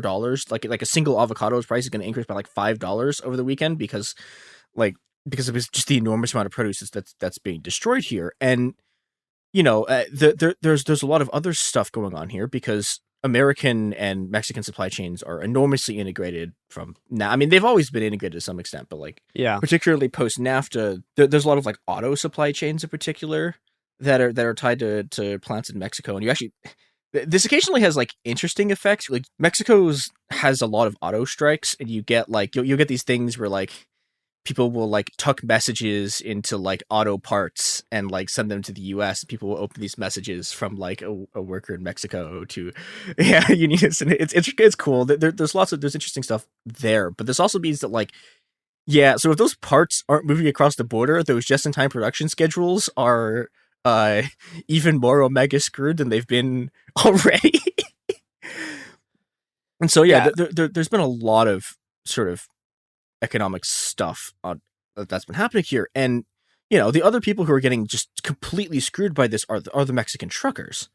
Yeah, and so this starts on April 6th. On Monday, April 11th, the truckers are just like fuck this, and they start just completely blockading the largest border crossing between like it's on this giant bridge. They literally just blockade the bridge and like prevent any goods from getting in. And this has an enormous impact because again, like it was going like production was down by 60%, but that still means that 40% of the goods are getting through. And now is and by the 11th, it's just nothing. I do hope the one good thing that can come out of the whole Canada COVID isn't real protest is that people have learned that blocking off supply chains is a really effective way to do protest. Yeah, because you can stop the import of thousands and millions and billions of dollars of trade pretty easily, actually. And it would be cool if more people realize, hey, obviously the COVID stuff that we're talking about and the whole overthrowing the government part to install a right-wing dictator, that part's obviously bad. But some of their tactics were actually pretty interesting. Yeah, we're gonna get more into that like later. Good. Yeah, I mean, I will say, like, I think that the thing with the U.S. is that, like, I think there's been a lot of focus on the American left on ports because, you know, there's a lot of reasons for that. But like, yeah, you could use with border crossings too, and the Mexican truckers blockade was really effective. I mean, okay, so this has been a thing where it's kind of hard to get information from. I saw a few like newspapers talking about like cartel people like attacking the blockade and lighting trucks on fire to try to force goods to go through again, which it's possible. I don't know.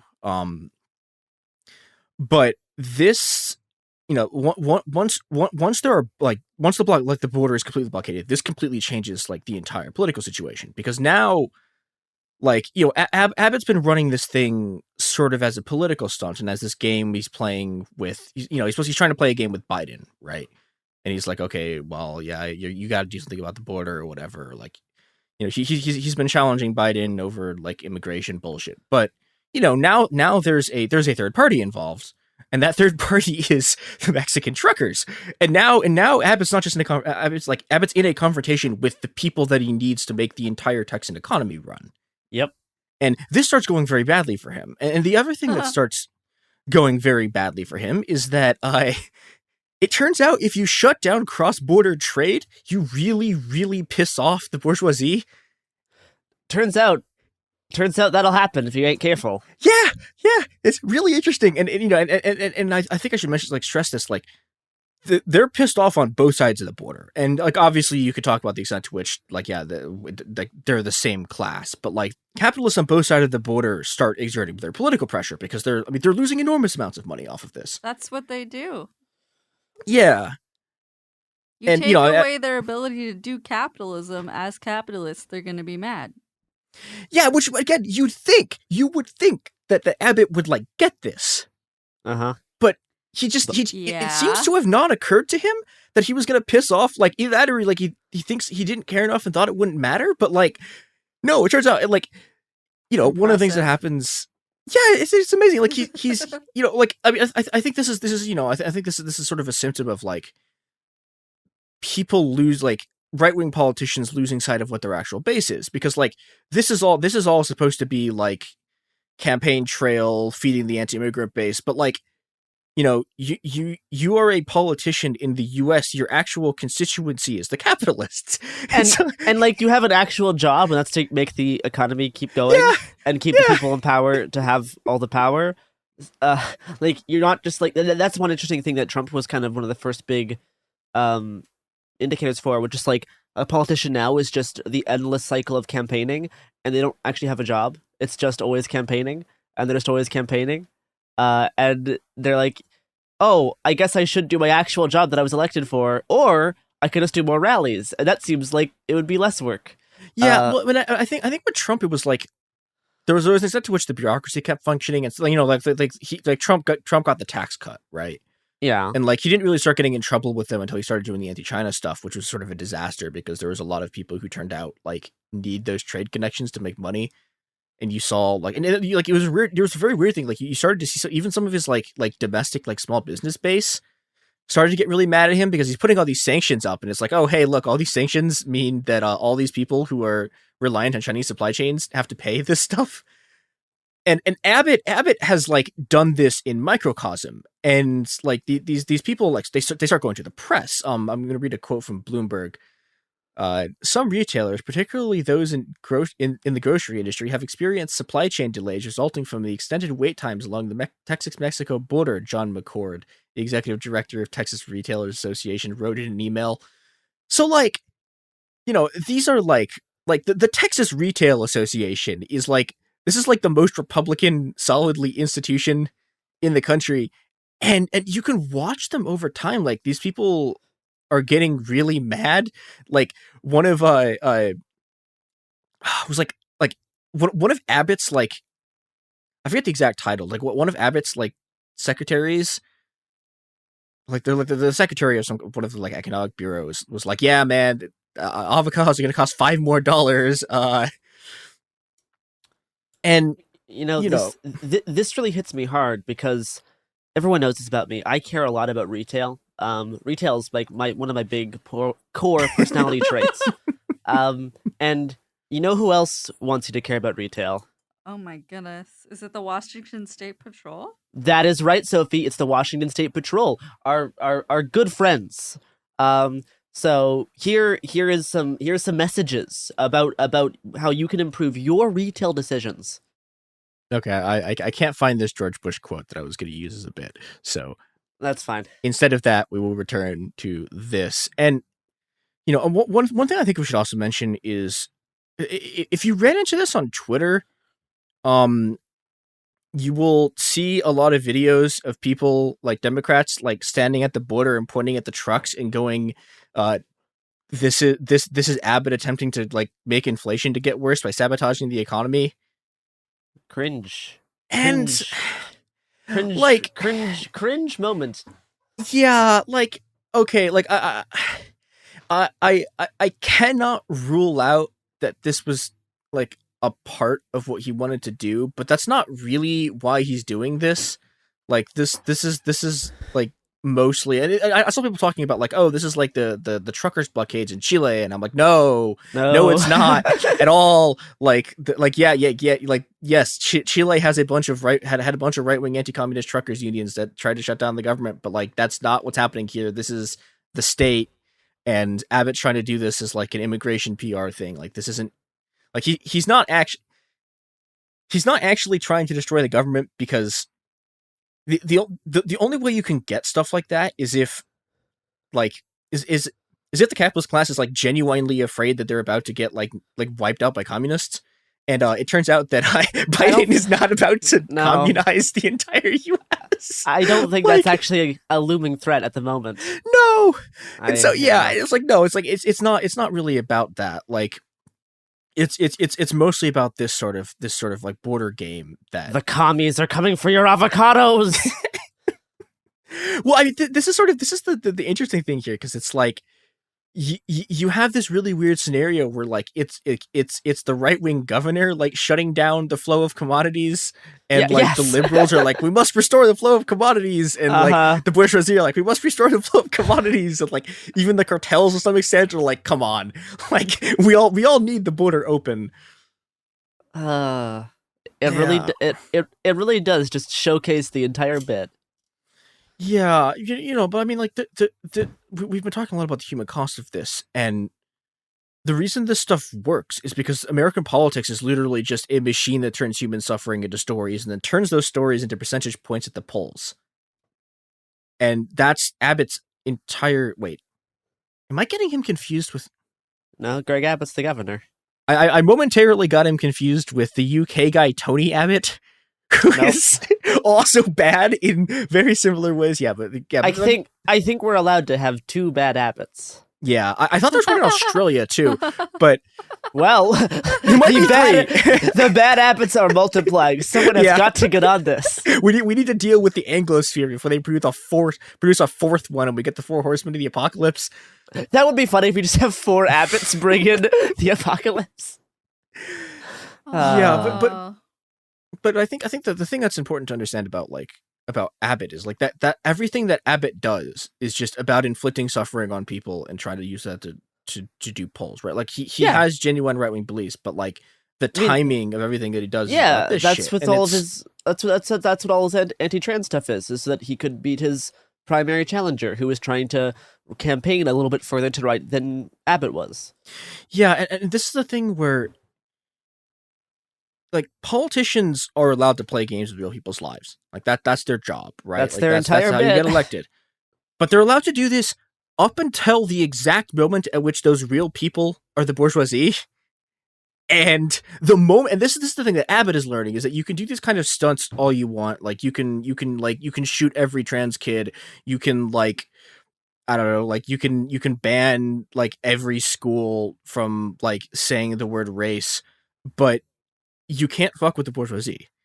And this is the problem that he has is by the middle of last week, he has the ruling class is turning on him. The truckers are blockading the bridges and preventing all travel, and Abbott is like basically scrambling to find a way out. And the thing that he does to do this is he goes to a bunch of Mexican governors who are like the governors of border states, and these governors had like sent him letters being like, "Hey, like, what are you doing? Like, we need our economies to function. Can you actually do this?" And so he starts doing these negotiations with them where he's like, "Well, okay, if you guys like inspect all of these trucks or whatever before, and you ensure that there's no immigrants in them or whatever before they get here, like we'll reopen the borders." And so they do this, and I think there's a couple interesting things about this. One is that most of these, I think there's one guy who's from the PRI, but like almost all of these governors are from the PAN, which is Mexico's like far right-wing party. And like these guys are also like hard right, like war on drug hardliners who hate immigrants. And this has been another big part of how the sort of border regime works, which is that like, yeah, on the one hand, you have Abbott and you have like Texas. So you have just the US government like projecting its power like into Mexico, which is, another big part of what this is.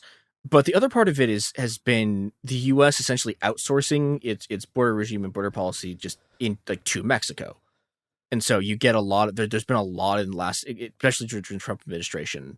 I mean, it goes back much further than that, but like in the last like 5 years, there've been a lot of really egregious examples of just like border patrol shit, but by the Mexican police, because A, it turns out there's also a bunch of people in Mexico who fucking hate Central American refugees, and B, the police are the police literally everywhere. And yeah, I mean, and this also, for example, like this is how a lot of the border regime stuff works in Europe. Frontex, the European border like thing, basically just negotiates with like literally every like, I don't even know what you call them, like border state, I guess, in Africa to like ensure that like refugees coming up to North Africa like don't ever get to Europe. And like this is they made deals with Gaddafi, they made deals with the people who came after Gaddafi. Yeah, there's the border system is horrible. And this is sort of the border system like working as intended. Now, the other thing that we should mention is that like, okay, so they're stopping and like supposedly searching all of these trucks, and they find literally nothing the entire time. Because like there's never anything there, but you get all these press conferences that were like, well, yeah, of course there was nothing. It's because the cartels were tipped off of the raid because we did press conferences about it. And that's why they didn't smuggle stuff in. We announced the thing that we were going to do, so it gave them a chance to outsmart us. Wow. Whoa. Yeah. So that's been fun. And the last thing I want to talk about, which is part of what we were talking about earlier, which is that like, yeah, this is the second time this year that we've seen right wingers like block off a border for political reasons, and I think there's a few interesting things here. One is that this is the kind of stuff that from like. Basically, from the start of Occupy, and even a bit before then, until like the Bernie campaign, this was like the core of like what Marxists were thinking about in the U.S. and also anarchists to some extent. Like, if you go and read anything from that period, like it's all about logistics and counter logistics and how you can like disrupt them and whether or not we should try to take control of logistics. And and I think you see here like attacking logistics is a very powerful political tool, but it's a tool that has like limited, it has limited utility for the right because, the right depends on the backing of capitalists for the politics to work. They really, really need buy-in from capitalists, and those capitalists need cross-border trade. And, and the other thing, like they also need migrant workers to make their money. And if you cut that stuff off, your political base starts to collapse. And the second part of it that's interesting is you get to see how powerful this is as a weapon for, like the working class because of just like how instantaneously Abbott backed down when the trucking blockade starts, because this is all over. Last Friday, I think what date is that? That was Good Friday. I mean, the 15th. The goodest Friday. Yeah, the 15th. Abbott was like, oh, it's all over. We secured the border. Yeah, everything's we secured fine. the border. Sure, buddy. Okay.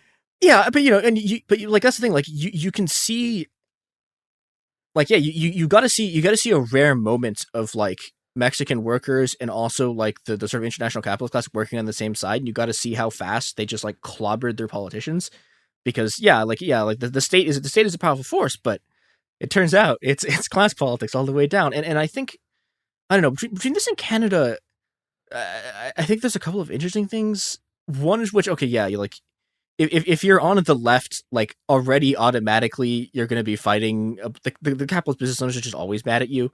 Yeah, so that's less of a concern. You will face more suppression immediately. Obviously, this is how the game is played. Yeah, you'll face more suppression immediately, but it's also like that's not like your base turning on you. Like that problem doesn't stem from capitalists not making money. The problem you have with your base turning on you is about being able to provision supplies to people. And I think this is, Garrison, you know more about this than I do, but I will finish this sentence and then stop talking, which is that like yeah, if you look at Canada, it was like part of the reason their occupations failed was that just a bunch of ordinary people got really, really mad at them because their cities were being locked down. Yeah. They started impacting not just the economic drivers, but the people who live in those areas regularly and need them to operate. And that gave politicians enough of an incentive to be like, see, it's actually hurting real people. It's not just hurting the economy, but it's hurting, your grandma who could be living in like Ottawa or something, right? So when you use these tactics, it's about balancing the propaganda of like not severely impacting the people who actually live in these places very much, but targeting the economics policies and the the corporate elite or whatever kind of framing you want to use. Because as soon as you start doing tactics that just hurt regular people, that is such an immediate like propaganda L, as the kids would say, because you're just giving them the tools to easily fight you back. And yes, they're gonna try to invent tools to stop you no matter what. Like they're gonna try to do something via propaganda lens, but there's some propaganda is way easier and much harder than others. Yeah. So I think a big part of these types of things, when you're starting to like block off, routes to cities, block off supply chains, is you need to be cognizant of making sure that the people who you're like immediately next to kind of thinks that you're also cool, because that can give you so much more legs. I mean, we saw this in the Red House in Portland. There was a lot of effort to make the immediate neighbors not hate the occupation there to stop the family from being evicted.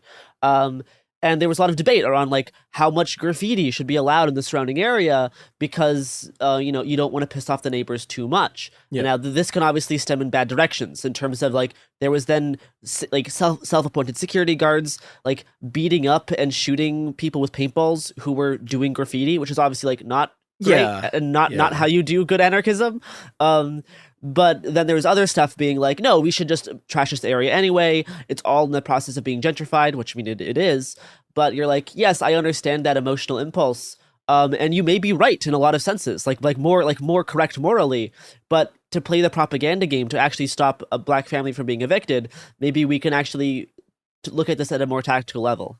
Yeah, and I think that there's a lot of examples of things we can learn from strikes that do this very efficiently. Like one of the reasons the Wildcat teacher strikes in West Virginia in 2017 worked was that the striking teachers in West Virginia were very, very careful about making sure that they did things like, like making sure that kids got like the meals that the school would have been like providing. This is why mutual aid is extremely important, because it lets you provision services not just when they collapse because of like, oh hey, the government's doing weird stuff or like there's a plague. It lets you shut down logistics lines yourself and still have community support and still be able to provide people things that they need. And this is like, if you carry this all the way to like the macro level, it's like, yeah, okay, so like why did the Russian Revolution not work? And like why did the Paris Commune fail? And it's like, well, yeah, it's because instead of like giving peasants things, they went into the countryside and shot them into attempting to get those things. And it's like, yeah, like you have to whatever the thing that you're doing is in your sort of like base area, right? Whatever you're like, okay, you're doing a strike, you're shutting down a bridge, you're like, you're blocking a border, you're shutting down a port, right? You have to make sure you're constantly expanding and building out support outside of that action, and making sure you're able to provision the people who are affected by it. And if you don't do this, you end up like Abbott, and it's like, yeah, Abbott had like the entire power of the American state behind him, and he was able to keep this up for like less than 2 weeks. Yeah. Before he had to just pull out. So yeah, we can do this better and for things that are good and in ways that don't hurt people, or at least hurt people significantly less. Or, don't not hurt the wrong people. Instead, try to hurt the right people. Just like an incredible lack of like thinking. That's my summary is think better. Do think. Well, and I think also like again, like Abbott's politics like is entirely about like inflicting cruelty on people, right? And ours like shouldn't be, and it shouldn't. It should not be. And the fact that we actually care about people makes our politics more effective. I guess I should. In theory, they should. And any time where we take a misstep from that, I think is a big loss. Yeah. There's one more strike thing that I just remembered that I was going to talk about, which is so these also trains a lot. There's a type of strike whose name I'm forgetting because I'm a hack and a fraud, where like the people will just like take over a train and they'll run it, but they just won't take fares. That is incredibly based. Yeah, and so that's like level 1 of it, and then level 2 of the strike is, instead of just we're on strike but we're running the service and not taking any money, it's we now control this train, and that has happened on several occasions. And you heard that. It's cool. You heard it here first. Take over your local train. It could happen here. We can do it. Yep, anarchism can make the trains run on time. Oh, I am not sure about that, Chris. Punk time is an unstoppable force. Okay, but here's the thing, right? Like punk time, like okay, so you don't have the punks running the trains. You have the train nerds running the train. You have the people who spend all of their time playing Train Simulator running the trains. Okay, and the trains will run great. It's just. All right, that is completely fair. Where can people find you and or the show on the internet? You can find me at itmechr3 on Twitter. If you want to do that for some reason, you can find us at Happened Here Pod on Twitter and Instagram. There's also the Cool Zone. We have Cool Zone Media. Yeah, we have a new podcast that is coming. Sophie, do you want to plug this podcast? We actually got 2 new ones for you coming soon. We have Ghost Church by Jamie Loftus. Episode 1 is out April 25th. And then we have Cool People Who Did Cool Stuff, hosted by Margaret Killjoy. Trailer is out next week, and episode 1 is out on May 2nd. Check both of them out. They both rule. So many pods in the pipe, as we say. that is the technical term. Quote, yeah. Yeah, pods in the pipe. These are genuinely, legitimately very good shows, and you should listen to them, and I'm really excited. So, yeah. Yay. All right. Well, thank you for listening, and go take over a train.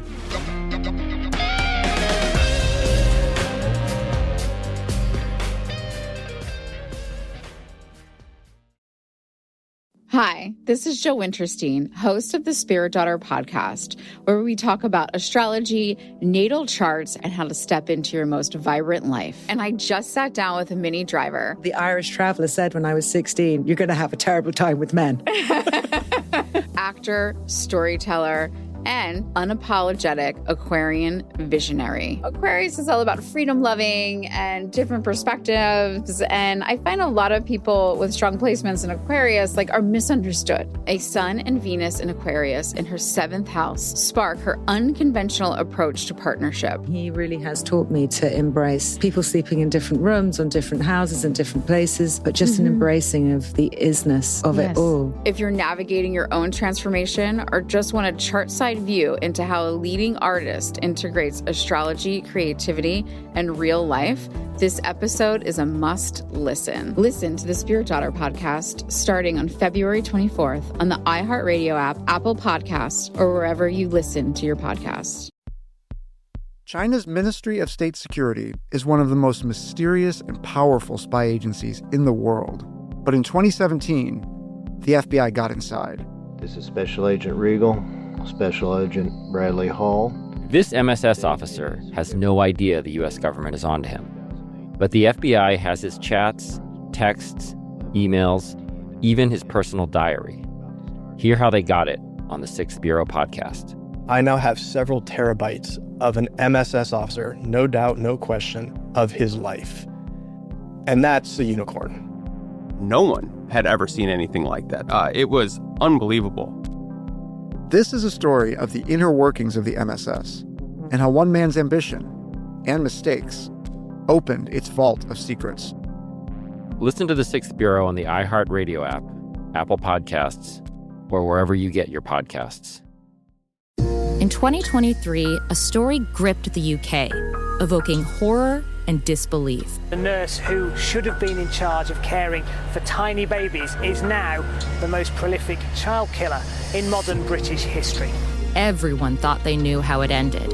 A verdict, a villain, a nurse named Lucy Letby. Lucy Letby has been found guilty. But what if we didn't get the whole story? The moment you look at the whole picture, the case collapses. I'm Amanda Knox, and in the new podcast, Doubt, the Case of Lucy Letby, we follow the evidence and hear from the people that lived it to ask what really happened when the world decided who Lucy Letby was. No voicing of any skepticism or doubt. It'll cause so much harm at every single level of the British establishment of this is wrong. Listen to Doubt, the Case of Lucy Letby on the iHeartRadio app, Apple Podcasts, or wherever you get your podcasts. I'm Clayton Eckerd, and in 2022, I was the lead of ABC's The Bachelor. Unfortunately, it didn't go according to plan. He became the first Bachelor to ever have his final rose rejected. The internet turned on him. If I could press a button and rewind it all, I would. But what happened to Clayton after the show made even bigger headlines. It began as a one-night stand and ended in a courtroom, with Clayton at the center of a very strange paternity scandal. The media is here. This case has gone viral. The dating contract. Agree to date me, but I'm also suing you. Please search warrant. This is unlike anything I've ever seen before. I'm Stephanie Young. This is Love Trapped. This season, an epic battle of he said, she said, and the search for accountability in a sea of lies. I have done nothing except get pregnant by the Bachelor! Listen to Love Trapped on the iHeartRadio app, Apple Podcasts, or wherever you get your podcasts.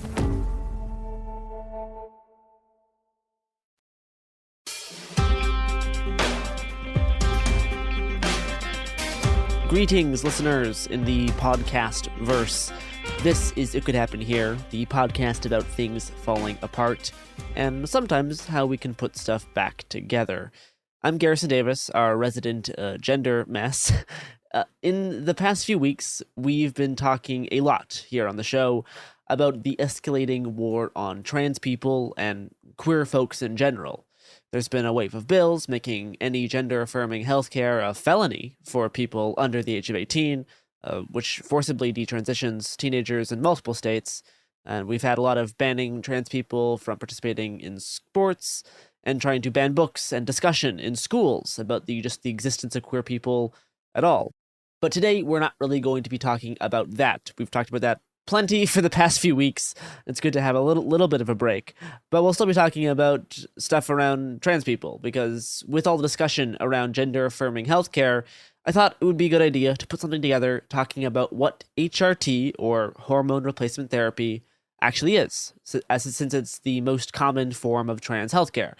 And since many states are trying to, or already have criminalized it, perhaps I can use the pod to point people towards alternative means of receiving care, in the vein of the putting stuff back together side of the show. Now, I want to clarify up front that we're not giving anyone medical advice, obviously. I'm just making observations and talking about things as they exist, and talking about things that many trans people have been doing for a long time, and that includes DIY HRT. My doctorate program is in parapsychology, not medical science, so just keep that in mind.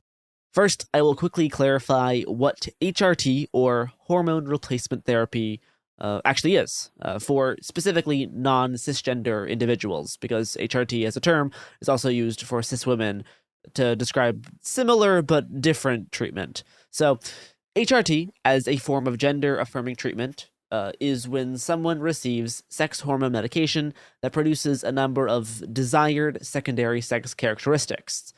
There are two broad types of hormone therapy that one would receive depending on what direction you want to go in, gender-wise. There's feminizing hormones and masculinizing hormones. Feminizing hormones produce more typically feminine traits, right? Big shocker there. It usually consists of a form of estrogen, usually called estradiol. There's different types of estradiol. And also it can include anti-androgens, aka testosterone blockers. Masculinization therapy consists of taking testosterone, or androgens, and then also less commonly anti-estrogens, but usually just taking testosterone will suffice. Now, I'm no expert in hormones, despite my weekly e-shot, but lucky enough, I was able to sit down with an actual expert on hormones and talk over Zoom. So what follows is segments from our conversation. I guess first, do you want to introduce yourself? Sure. I am the Reverend Dr. Victoria Luna B. Grieve. I am an assistant professor at the University of Pittsburgh School of Pharmacy. My primary clinical focus is on gender-affirming hormone therapy, other kind of advocacy work in queer healthcare, and I do a lot of other stuff on the side: pedagogy, ludic instructional design, game design, just anything that strikes my fancy, really. Fun stuff. Within kind of our coverage of trans stuff the past few weeks and months, it's been mostly on like the bills and like the politics side of things. I've definitely had some people like reach out and be like, okay, but how, like, why transgender? Why hormones? Like, why are hormones actually important? Like, could you actually explain like what, like, you know, with all these states banning hormones, I would like to kind of explain why it's such a big deal and like how much these things actually are like life-saving medication for so many people. Yeah, so why hormones? I love it because it's a question that, as like a species, we have known the answer to for like 5,000 years. It's very funny, but hormones are okay. A big part of this requires to like acknowledge something that is very wrong in like the medical literature. There's a lot of elements of healthcare that are coordinated between like male and female, and there's a kind of like obviously is a little, so there's a level I mean like from people's, I know when trans people talk about interacting with the medical system, it's always like, oh yes, we're going to be doing this bullshit. Yes, of course. Well, but it even goes to like a really deep level. Like if you're in the hospital and you get a CBC count, there's a male profile and a female profile of what your hematocrit should be on like what the level of red blood cells are. And the general understanding in like the health industry is that there's a biological anatomical difference between them. And for the longest time, certainly in this country, trans women would be compared against the male profiles. Yeah. But it's nonsense. It actually should be thought of in form of hormone dominance, because the vast majority of medical differences are not anatomical, they're hormonal. Yeah. And that right there should give the game away a little bit. Which is really funny, which is why I kind of hate the term biological woman whenever people start using that, because that's not really how biology works. Right. Yeah. I mean, the joke is my nesting partner, my fiance, wishes that she could be a robot. And then if she were to do that and upload her brain into an immortal robot body, she would no longer be a biological woman, but she would still be a woman. It's just cybernetic. Yeah. I hate that. It's like organic. Organic just means it has carbon in it. Like, give me a break. Yes. So yeah. Hormones. What's the deal? Do they? Because I know people will be like, well, all of these trans people sure do seem sad. I wonder, that's how can we make things better? Does this thing actually work? Oh, well, so it's somewhat multifactorial. I have a friend who does cell imaging, and her like working theory, which I'm a little dubious of, is that like the brains of trans people like have receptors for hormones that the body doesn't make, and we should think of being transgender as having like a form of hypogonadism. Yeah, But there's a lot of different trains of thought there in terms of the different theories of why trans people exist and how it's like, you know, girl's brain, boy's body, blah, blah, blah, blah, blah. which all, if you dig deep enough, goes back to eugenics. So it's all fucking Yeah, nonsense. I hate it. I've always not liked that model. I've always Yeah. I've always found it to be a little bit uncomfortable because Same. I take hormones because I want to, and I don't think it's because my brain is like secretly looking for girl receptors or something. Right.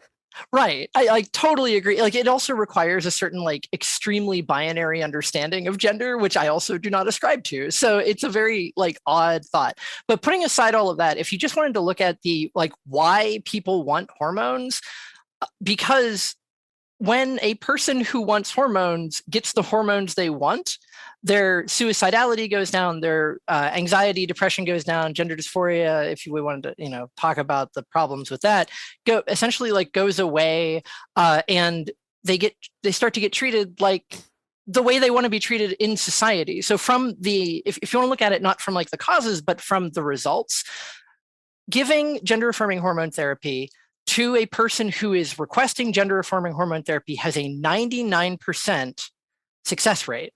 The rate of regret from starting hormones is 1% or less, which is unbelievable in the healthcare field. Like having a child, like biologically giving birth, has a 7% regret rate. Like the idea of any therapy having that high of a rate of preventing death, anxiety, depression, bullying, like all of the different effects, being that successful should be like a miracle. It should be looked at as the thing we in healthcare are like should do absolutely ethically. And it is so much more complicated than that. So like hormones from the results obviously makes sense. It aligns your body's shape and like fat deposits and the way that you feel, the way that you relate to your emotions. It all goes back to the way that hormones work on your body. And there's like the old saying that like a cis person would never want to try gender affirming hormone therapy. So like if you have if you want to try it, you should be allowed to try it. I mean, like you're kind of a good example, right, Kara? Like yeah. I bet if you were sitting around a bar with a bunch of like cis guys and you were like, hey, who wants some estrogen? They would all like shrink away from it. Like, no, absolutely. Cause yeah, it's definitely a thing. Like I'm not the most dysphoric person, but I'm like, sure, I'll take estrogen. That sounds fun. That's like, it's like that sounds like a thing that I could enjoy watching my body change. And I'm I'm happy that we're moving more towards that and not having to deal with oh, I'm so dysphoric, I want to die, which is obviously a big thing for a lot of people. I'm not minimizing that. Right. But also a lot of trans people who've had more kind of complicated feelings on gender, whether they're like genderqueer, non-binary, have in the past made it more difficult to get gender affirming care because they don't fit into those specific like male female boxes as easily. Mm-hmm, mm-hmm. Oh, and what you're talking about is really something that's relatively recent, the idea of gender euphoria, like the idea that people want to take hormones because it gives them joy to like dress or act or feel a certain way. And that, I mean, healthcare is all about, at least up until, the reality of healthcare is that it is all about finding problems to solve and not really looking at like your life just better in general.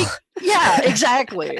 So, I know plenty of people who started hormones of any type just because they felt it would make them happier and they were correct. And that gender euphoria is just as good of a reason to take it as the dysphoria. The problem ends up in how the medical industry treats it, because dysphoria, quote unquote, is something, there's a long, oh my gosh, I could go into the whole history of that if you wanted, but I'm sure we could talk about the DSM-4 and DSM-5 for a long time. Oh, it's so frustrating. I spend a 2-hour session in my queer healthcare class specifically just dunking on the DSM-5 definition of gender dysphoria.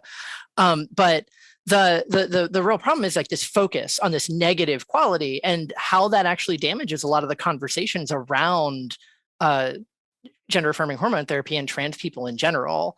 Like instead of seeing it as like this manifestation of people like truly taking control of their lives to become authentic in like the truest way. Like you have never met a more truly self-made man than a trans man who gets hormones. Like it's. I mean, it's still something we're not quite at the gender utopia. I mean, obviously, because of all of the anti-trans stuff, but even on like just purely the medical side, like even for informed consent, I still needed to get diagnosed with gender dysphoria at the informed consent clinic in order to get hormones, which is in part like an insurance thing, and it has all of these bullshit reasons. But that is something we're still definitely dealing with. Oh my goodness. Yeah. And the better informed care clinics are the ones that they realize it's just like an effort in box ticking. So they're just like, yep, sounds good. You came here to this clinic and you asked about hormones. Sounds like gender dysphoria to me. Like we'll tell your insurance whatever we got to say. Yes. Eventually we'll go into like hormone blockers as well. But I want to talk about, there's a lot of there's a lot of rhetoric that's been growing for a long time about the extremely damaging, irreversible effects of hormone replacement therapy, and how they're going to permanently alter your biology if you give these to children. And there's 5-year-olds taking testosterone, and it's gonna you're like, oh, really? That sounds very scary. So that's something I would like to discuss. Is like, because a lot of people, when we talk about hormones, they think of this as this like big, extremely life-altering thing.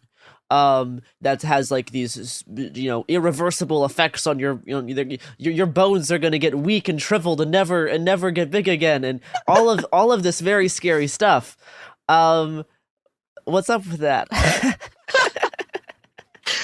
I think a lot of it goes back to that biological essentialism, because hormones, even for the people who give them, are considered partially like reversible, because the majority of the things that happen, take a long ass time. Like you will know whether or not this is a good idea for the majority of people well before the physical manifestations occur. And considering like one of the biggest problems we have with certain formulations, like in the once a week or once every other week injectable version of estrogen, by the time you get to right before your next dose, your estrogen is so low, you're feeling it, and it's starting to like reverse some of those. So like if you're feeling it after 2 weeks, how irreversible could it be? And some of it depends on like timing, because if we're talking about a person who has, say, already gone through a testosterone mediated puberty, then some of the things are just not going to be affected. You can't change like bone size, height, or anything like that. There's some interesting things about like hip like flexation and pivoting. I have seen more of that recently. Yeah, actually. Yeah. And even like shoe size can change because of the way the ligaments work on hormones. But like the bones aren't going to change once they're done growing. But that's sort of where the puberty blockers come in that we'll talk about later. Yeah. But for the majority of people, if you are going through, if you have gone through a puberty that you did not want, you can take hormones to go through a puberty you do want and get the effects that you do want. And some of the elements, sure, like, growing breasts, or gynecomastia, as we would call it in the cis man, which is another whole nonsense, is not irreversible. Like you can have them removed if you decided that you needed to like detransition, which is a whole nother story. But even then, it takes like 5 years to see your final breast size. Like if you're on hormones for 5 years and you're worried about the irreversible quote unquote effects, like what are we doing here? I mean, and even I've heard from a lot of my elder trans friends that whenever they go off hormones, sometimes their breasts just kind of go away because they're not massive to begin with. Like if it's generally you don't get the massive honkers immediately. So we're working on it. I know we're trying. But a lot of even I know that was one of the big things that informed consent thing was like a lot of these changes are reversible except for breasts. These are a permanent change. Be careful. And all my trans friends are like, a little bit, but I mean like your nipples won't shrink. Like your nipples will definitely be bigger, and that won't change. But a lot of like the size actually does fluctuate. And I can even tell that on like depending on if I like miss a dose or something, being like, oh yeah, like there is a lot of fluctuation, even like on like like temperature and stuff. How cold it is will determine how my chest looks. It is it's pretty fun. I mean, I just like the biohacking thing in general. It is like the cyberpunk in me. But yeah, I guess we could talk about hormone blockers as well, because this is the other kind of thing you hear a lot about when conservatives are very scared about trans people. The idea of hormone blockers like making people infertile or making permanent changes to children's health or something, blah, blah, blah, blah, blah. Oh my gosh. That's the thing that is like really, really frustrating for me specifically, because puberty blockers, the gonadotropin, the GnRH antagonists and agonists, which have been around for like long time, for like ever, for I want to say it was like 100 years, but I might be misquoting something that I'm half remembering. But they've been around for like a really long time, to the point where we have generics. And in the pharmaceutical industry, that means that it's been like decades at the very least. Something that had rigorous testing, that has an indication with the FDA for precocious puberty, which just means a person who is usually cis, who for whatever reason has puberty at a very young age. With some of the specific cases that I've seen that I've looked into, involve giving puberty blockers to like a 3 or 4 year old because their body is trying to undergo puberty. So even the idea of like, oh well, I don't know, this 12-year-old being on a puberty blocker for 3 years, that sounds very dangerous, when we have a person over here who was on it for 15 years with no ill effects, like no long lasting ill effects. The idea of anybody describing it as like experimental is absolutely ahistoric, outside of the realm of reality. Yeah, they're just it's basic anti-intellectualism, because yeah, we've been giving cis children hormone blockers for a long time for early onset puberty, and turns out they work and they're pretty safe. So yeah, maybe we should give those to trans kids too if they want them. Seems like something we could at least try and see if it improves mental health. And then it's not even a matter that we have to try it. We've been doing it for like almost 10 years. Like it was first, I think it was like 2013. There's a TED talk I use in my class of a physician who like pioneered the use of puberty blockers in trans kids, and showed that any trans kid who got puberty blockers and then was allowed to undergo the puberty that they desired at an appropriate age, which is actually like 14, 15 at the same time as their peers. But even if they had to wait till 18, the psychological effects of having an appropriate puberty are essentially nullified. They are otherwise psychologically and physically like identical to their cisgender peers. So it's like we have actual evidence that it is extremely beneficial and extremely worthwhile. And like the one kind of long-term side effect is you might be up to an inch shorter than you otherwise be, which is a wildly like problematic like study that was done, because like we don't have time machines to know whether or not that worked. Like what would your control group be? And it's just wild. It's very bothersome to me, because a lot of the gender affirming hormone therapy, the evidence is all over the place for a variety of political reasons and historical reasons. But for hormone blockers, or for puberty blockers specifically, the evidence is like really solid, really strong. And it's so frustrating. This is a question I actually have, because I'm actually unfamiliar with this specific thing. But yeah, if you give like hormone blockers to like a kid who's 10, they still kind of like grow at the same rate as a lot of their peers. Yep. And that is it's the specifically like the secondary sex characteristic changes that get put on pause. But there's just so much fear around even just the hormone blocker thing, right? When we're getting, just like prescribing hormone blockers being like a felony offense in multiple states now. You're like, that's like it is just an extreme degree of anti-intellectualism, just like purposeful like ignorance, and just extreme hatred and bigotry, and it is mean, yeah, it's a. I'm kind of speaking to the choir here, but well, yeah, of course, but that's the trick, and even like the puberty blocker thing, like you were saying, your body will still make human growth hormone. You will still grow. It's just that the modulation of that with, say, testosterone, which would increase the overall growth, like just isn't there. And people make a lot of, talk a lot about the idea of bone mineral density, because you don't have testosterone or estrogen, which are both necessary, one or the other are necessary for your like bone mineral density to not like have like easily fractured bones. But like you don't even have that until you go through puberty. If you're just like preventing one puberty, the endogenous puberty, and then providing the hormones for an exogenous puberty, they're fine. Like they have the hormones they need. Their bones are happy. So yeah. I'd like to talk about, I guess, kind of access to hormones and in like the different models of. I mean, obviously, we're not giving out medical advice, but like yes, access to hormones and the different ways that people can go about that now through doctors, through informed consent, and all of that jazz. Yeah. So the informed consent model is a much more recent option, and it's not available everywhere. I have a friend in Texas. We had to find a clinic that was like 2 hours away to get her hormones. But here where I live, we actually have 2 informed consent clinics. So it's pretty convenient, but it varies wildly by region. And the informed care clinics are great. It means you come in, they say, this is what's going to happen. Do you still want to do it? You say yes. They take some blood, they run some tests, you come back in 2 weeks, and they go, here you go.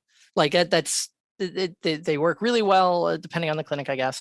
And but the more traditional, quote unquote, standard model would be going to your PCP or whoever and saying that you want to do this, which makes most of them very concerned, because most physicians, pharmacists, nurses, they don't get taught anything about trans people or caring for trans people or gender affirming hormone therapy in their school. Like, so they have nothing to fall back on. So that makes them very nervous to do it.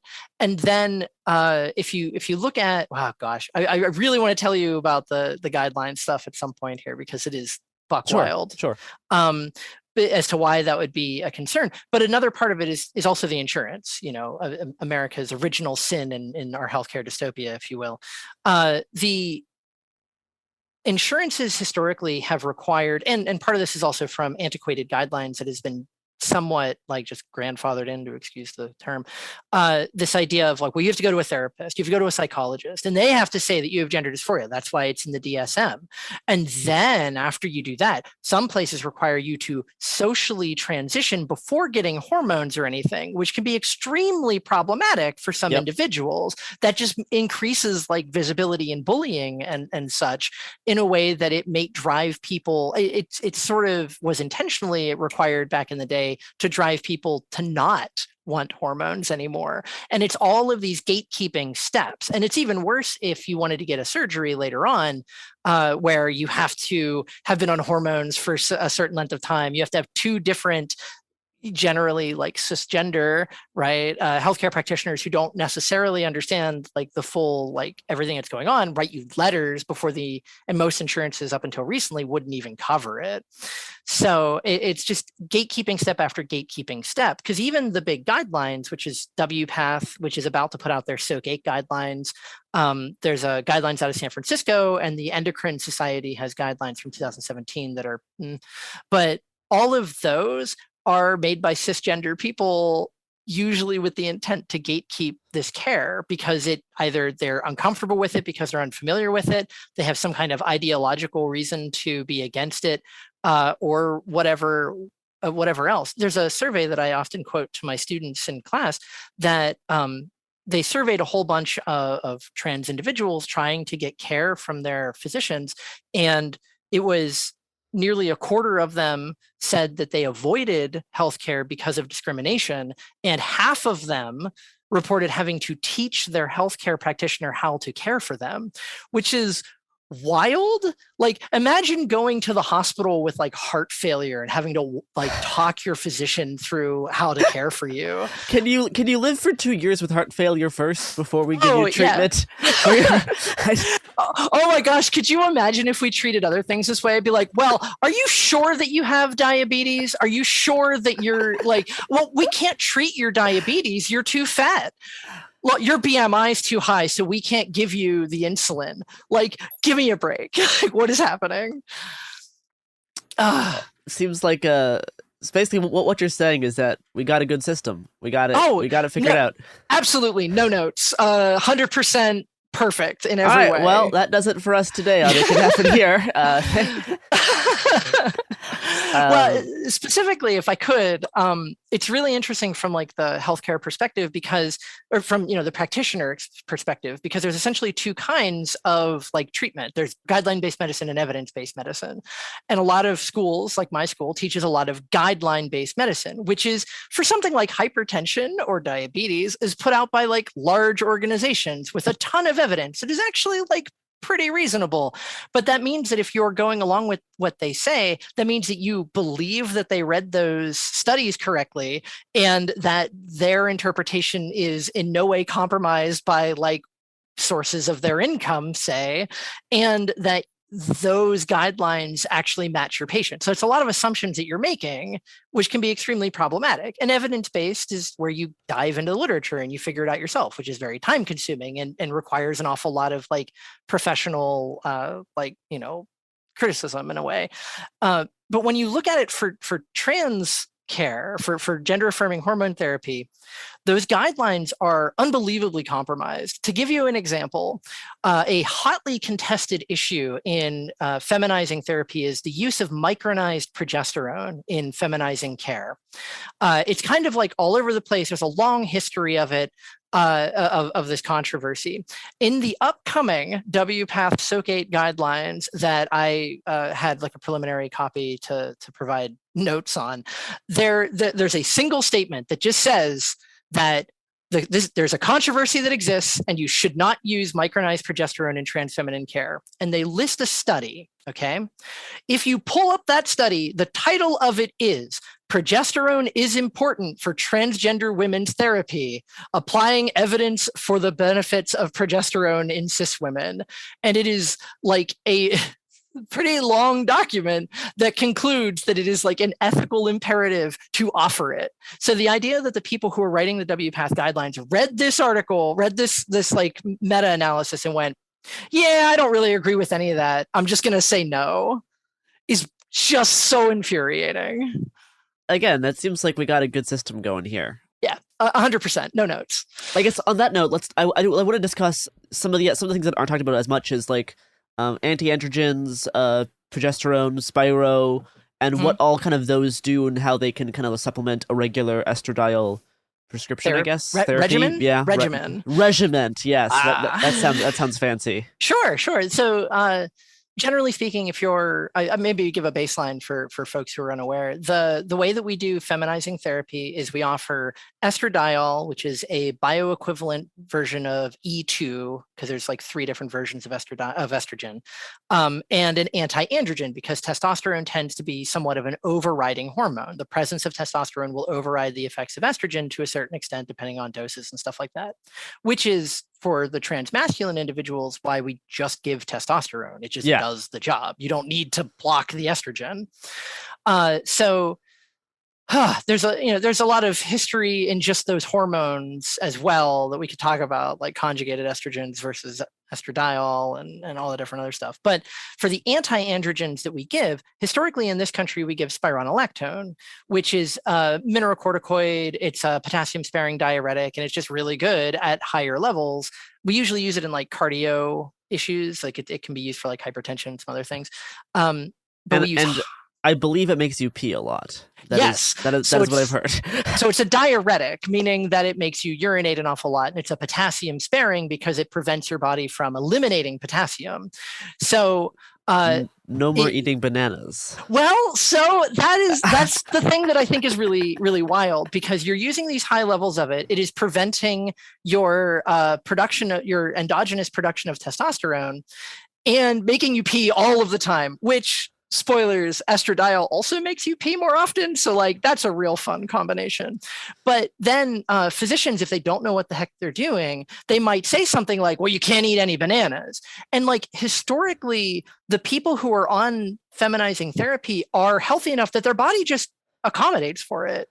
And if you have hyperkalemia, which is like too much potassium, you're going to know, like your muscles are going to ache and there's going to be a lot of like telltale side effects. Usually it's only a problem if you are like only consuming a like salt alternative that has potassium instead of sodium, which is like not super common. Not super common, or if you have some other reason why your body is like holding on to potassium.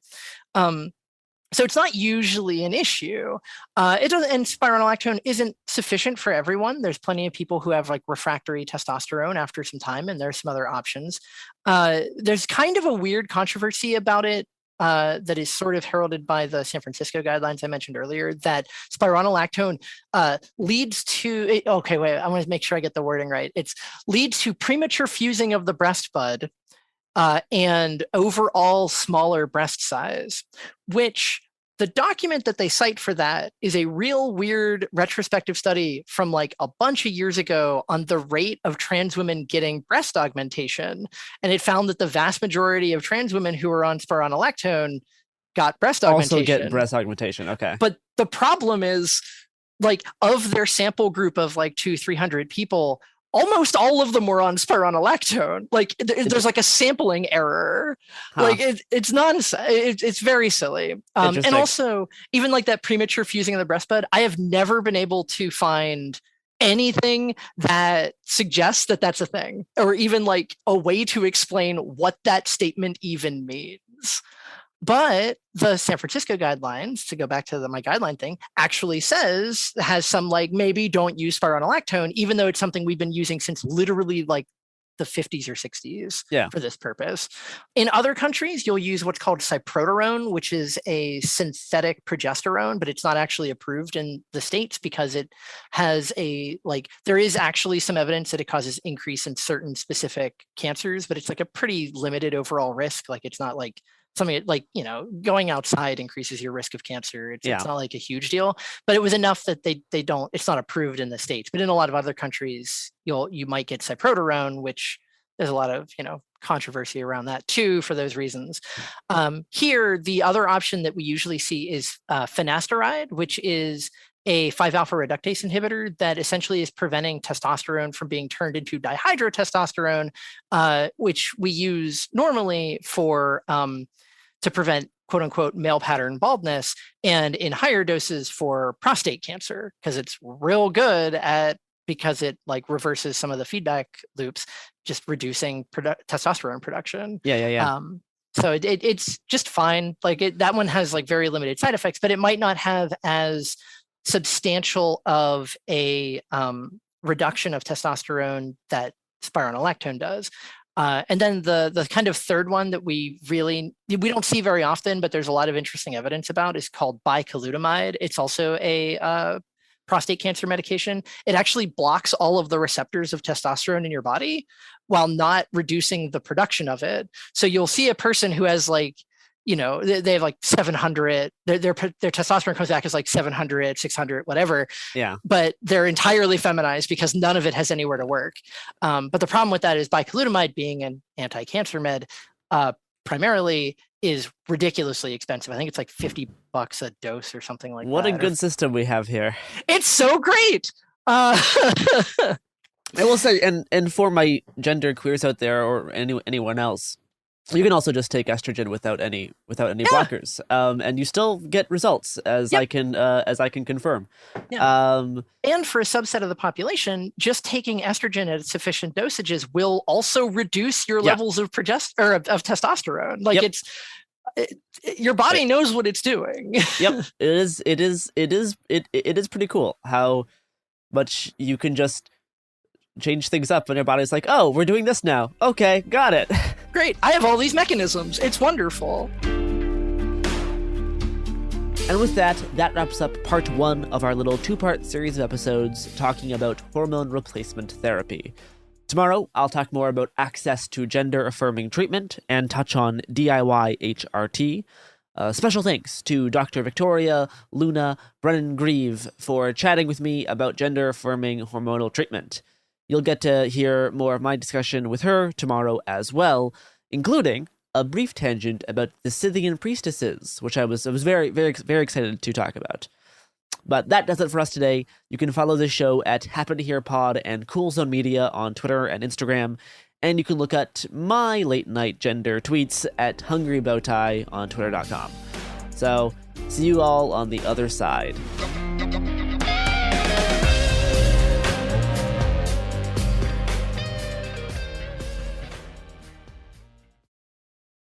Hi, this is Jill Winterstein, host of the Spirit Daughter podcast, where we talk about astrology, natal charts, and how to step into your most vibrant life. And I just sat down with a Minnie Driver. The Irish traveller said when I was 16, you're going to have a terrible time with men. Actor, storyteller, and unapologetic Aquarian visionary. Aquarius is all about freedom-loving and different perspectives, and I find a lot of people with strong placements in Aquarius are misunderstood. A Sun and Venus in Aquarius in her 7th house spark her unconventional approach to partnership. He really has taught me to embrace people sleeping in different rooms, on different houses, in different places, but just an embracing of the isness of it all. If you're navigating your own transformation or just want a chart-side view into how a leading artist integrates astrology, creativity, and real life, this episode is a must listen. Listen to the Spirit Daughter podcast starting on February 24th on the iHeartRadio app, Apple Podcasts, or wherever you listen to your podcasts. In 2023, a story gripped the UK, evoking horror and disbelief. The nurse who should have been in charge of caring for tiny babies is now the most prolific child killer in modern British history. Everyone thought they knew how it ended. A verdict, a villain, a nurse named Lucy Letby. Lucy Letby has been found guilty. But what if we didn't get the whole story? The moment you look at the whole picture, the case collapses. I'm Amanda Knox, and in the new podcast, Doubt, the Case of Lucy Letby, we follow the evidence and hear from the people that lived it to ask what really happened when the world decided who Lucy Letby was. No voicing of any skepticism or doubt. It'll cause so much harm at every single level of the British establishment of this is wrong. Listen to Doubt, the Case of Lucy Letby on the iHeartRadio app, Apple Podcasts, or wherever you get your podcasts. China's Ministry of State Security is one of the most mysterious and powerful spy agencies in the world. But in 2017, the FBI got inside. This is Special Agent Regal, Special Agent Bradley Hall. This MSS officer has no idea the U.S. government is onto him. But the FBI has his chats, texts, emails, even his personal diary. Hear how they got it on the 6th Bureau podcast. I now have several terabytes of an MSS officer, no doubt, no question, of his life. And that's a unicorn. No one had ever seen anything like that. It was unbelievable. This is a story of the inner workings of the MSS and how one man's ambition and mistakes opened its vault of secrets. Listen to the 6th Bureau on the iHeartRadio app, Apple Podcasts, or wherever you get your podcasts. I'm Clayton Eckerd, and in 2022, I was the lead of ABC's The Bachelor. Unfortunately, it didn't go according to plan. He became the first bachelor to ever have his final rose rejected. The internet turned on him. If I could press a button and rewind it all, I would. But what happened to Clayton after the show made even bigger headlines. It began as a one-night stand and ended in a courtroom, with Clayton at the center of a very strange paternity scandal. The media is here. This case has gone viral. The dating contract. Agree to date me, but I'm also suing you. Police search warrant. This is unlike anything I've ever seen before. I'm Stephanie Young. This is Love Trapped. This season, an epic battle of he said, she said, and the search for accountability in a sea of lies. I have done nothing except get pregnant by the Bachelor! Listen to Love Trapped on the iHeartRadio app, Apple Podcasts, or wherever you get your podcasts.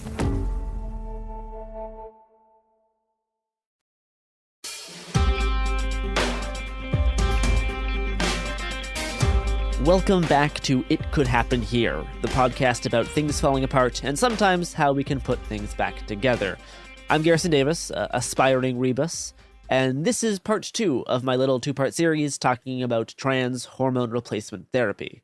Last episode, we discussed what HRT is, its various benefits as gender-affirming treatment, and the informed consent model of receiving hormones. Before we continue on with my discussion with Dr. Grieve, I would like to talk a bit more about informed consent.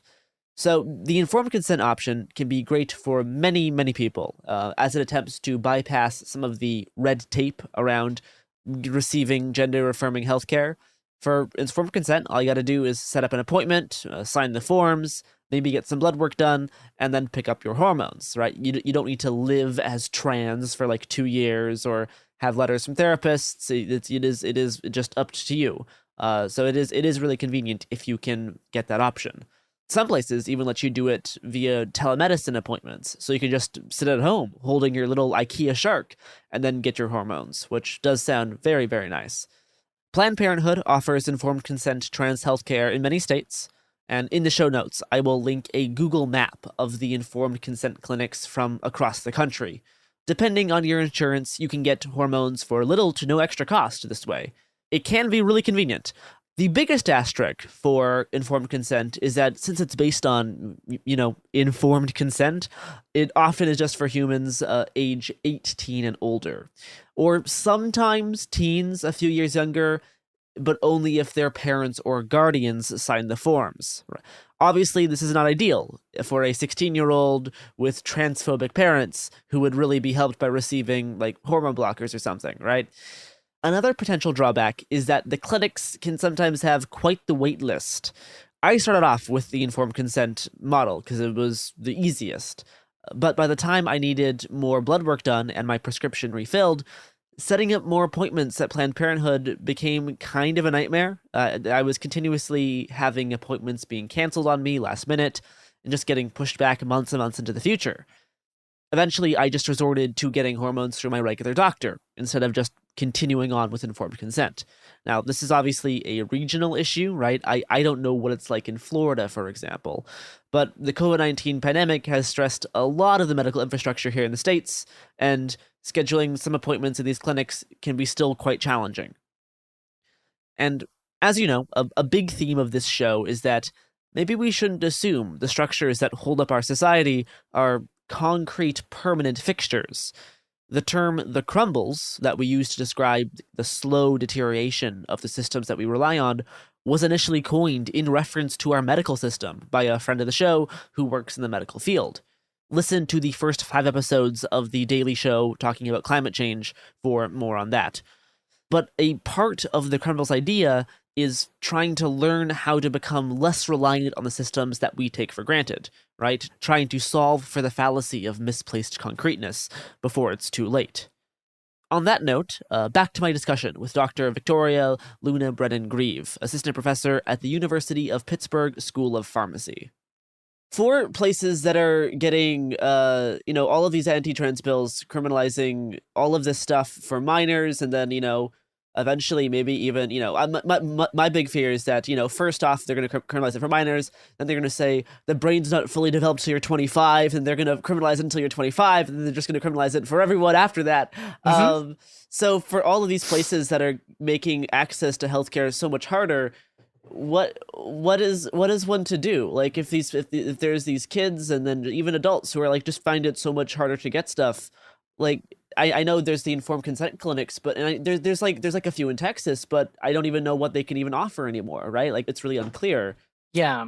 Well, I'll tell you, some of that fear is already becoming reality here in Pennsylvania. Just 2 days ago, I think it was HB 972 passed by the House down in Harrisburg that prevents, it's a ban on trans people playing sports up through the college level, not just high school and grade school. It's all the way up through, secondary education. Yeah. And even though our governor has vowed to veto it, who even knows what's going to happen, but they're already taking aim at this higher level kind of thing. And there's a lot of precedent for that.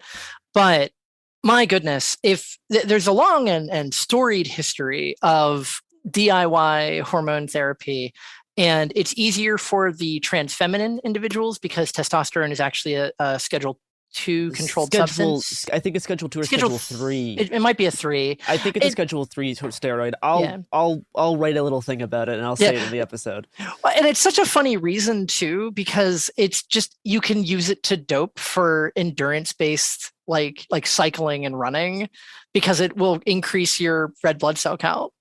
That's it. And so it's a controlled substance because people can use it to dope for sports. So that's a little bit harder to get a hold of in like a meaningful way. But there are a lot of different, allegedly, there are a lot of different places online that you can acquire estrogen or estradiol relatively easily.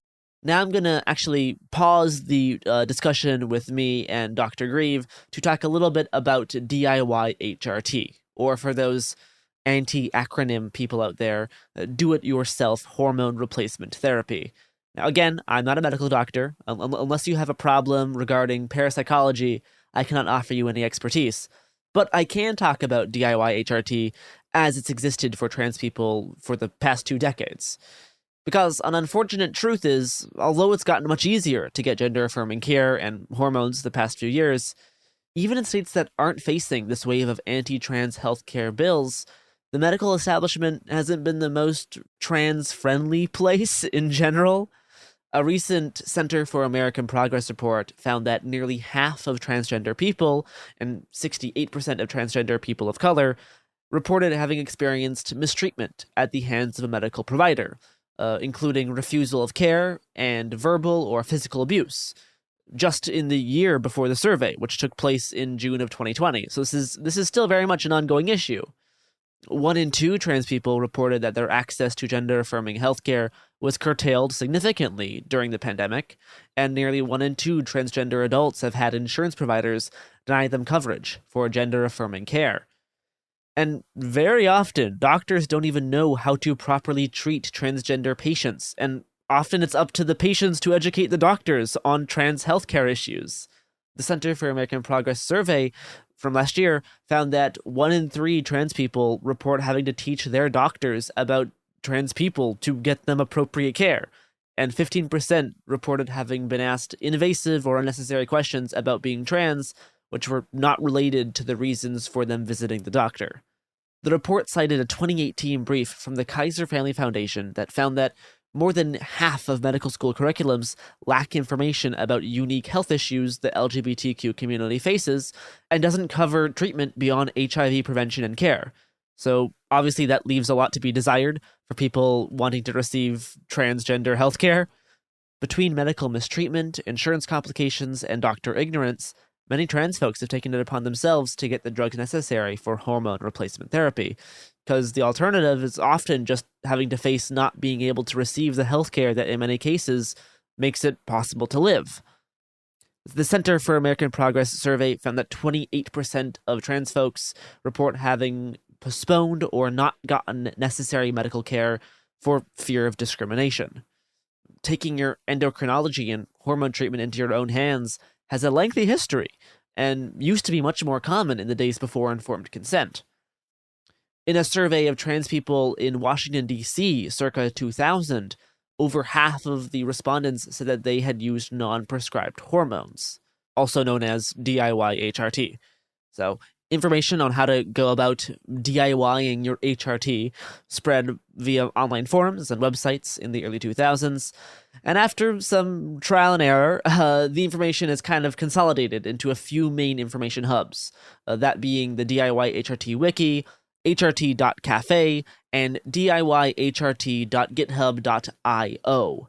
Now, obviously, when you're getting into taking drugs from online sources, you need to be extremely careful and cautious about what foreign chemicals you're putting into your body, including in trying to only acquire drugs from trustworthy sources, doing drug testing if you can, and doing your own blood testing before and after to keep an eye on your testosterone and estrogen levels.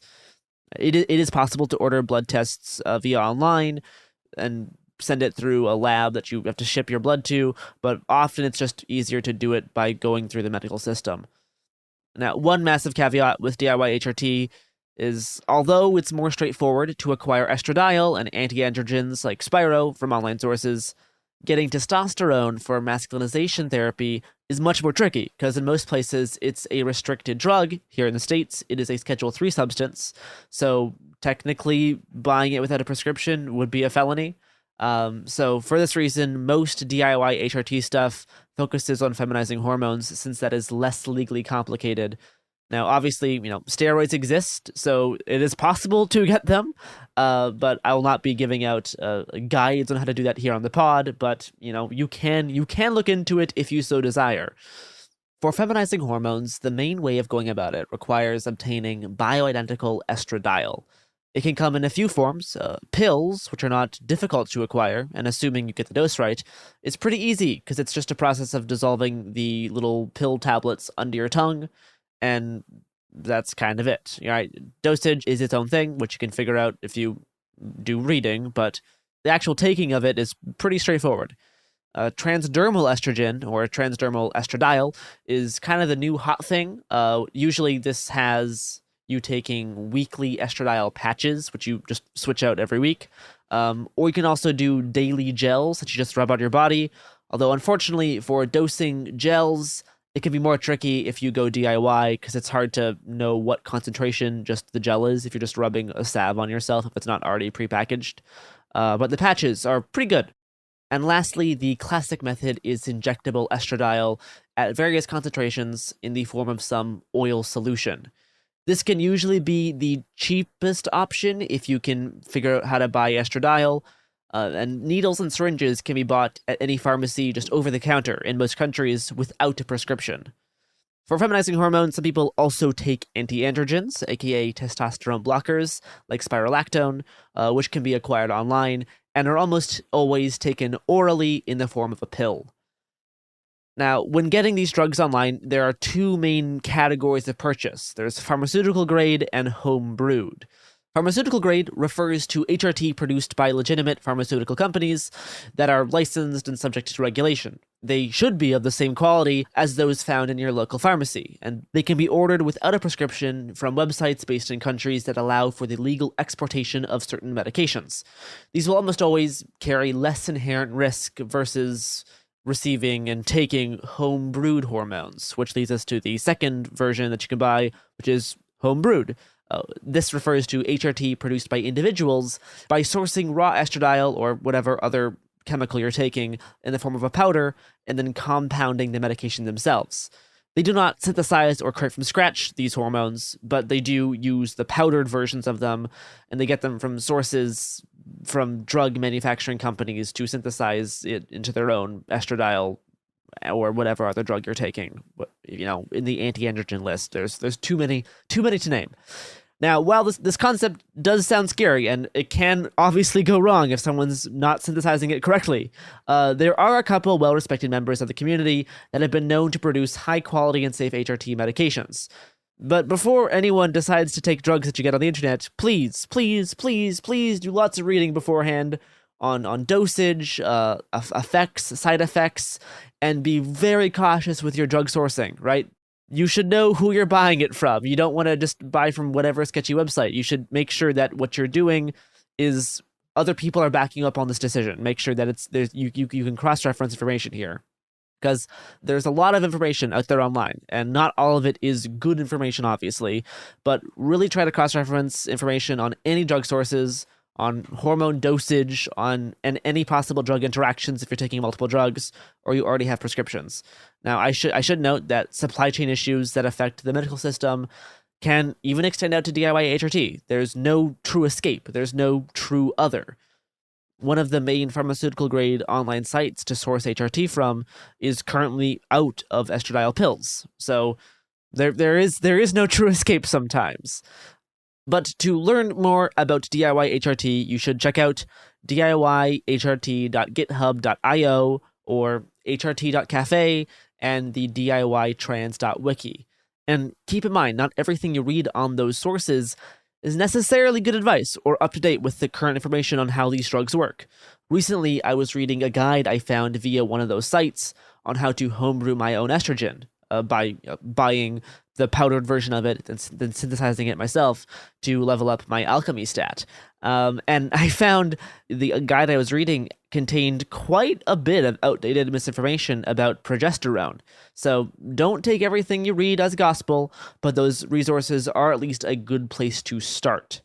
Anyway, now back to the interview. The problem that you might run into with DIYing it is you might not be able to get the bioequivalent estradiol in some form. You might have to settle for conjugated estrogens or even something like an ethinyl estradiol, which is like hormonal birth control, which because they are synthetics, they actually have a much rougher time on your body. And that's where a lot of the side effects, quote unquote, like come from. Like all of the worry about like blood clots and things from taking estrogens comes from conjugated estrogens, ethinyl estradiol. I didn't know that. Yeah, the actual study that a lot of that is citing goes all the way back, and it was studying the rate of clotting in cisgender women taking hormonal birth control. Birth control, okay. And it's just like, okay, so this is the wrong population with the wrong medication. Yeah, that seems like not a great scientific study.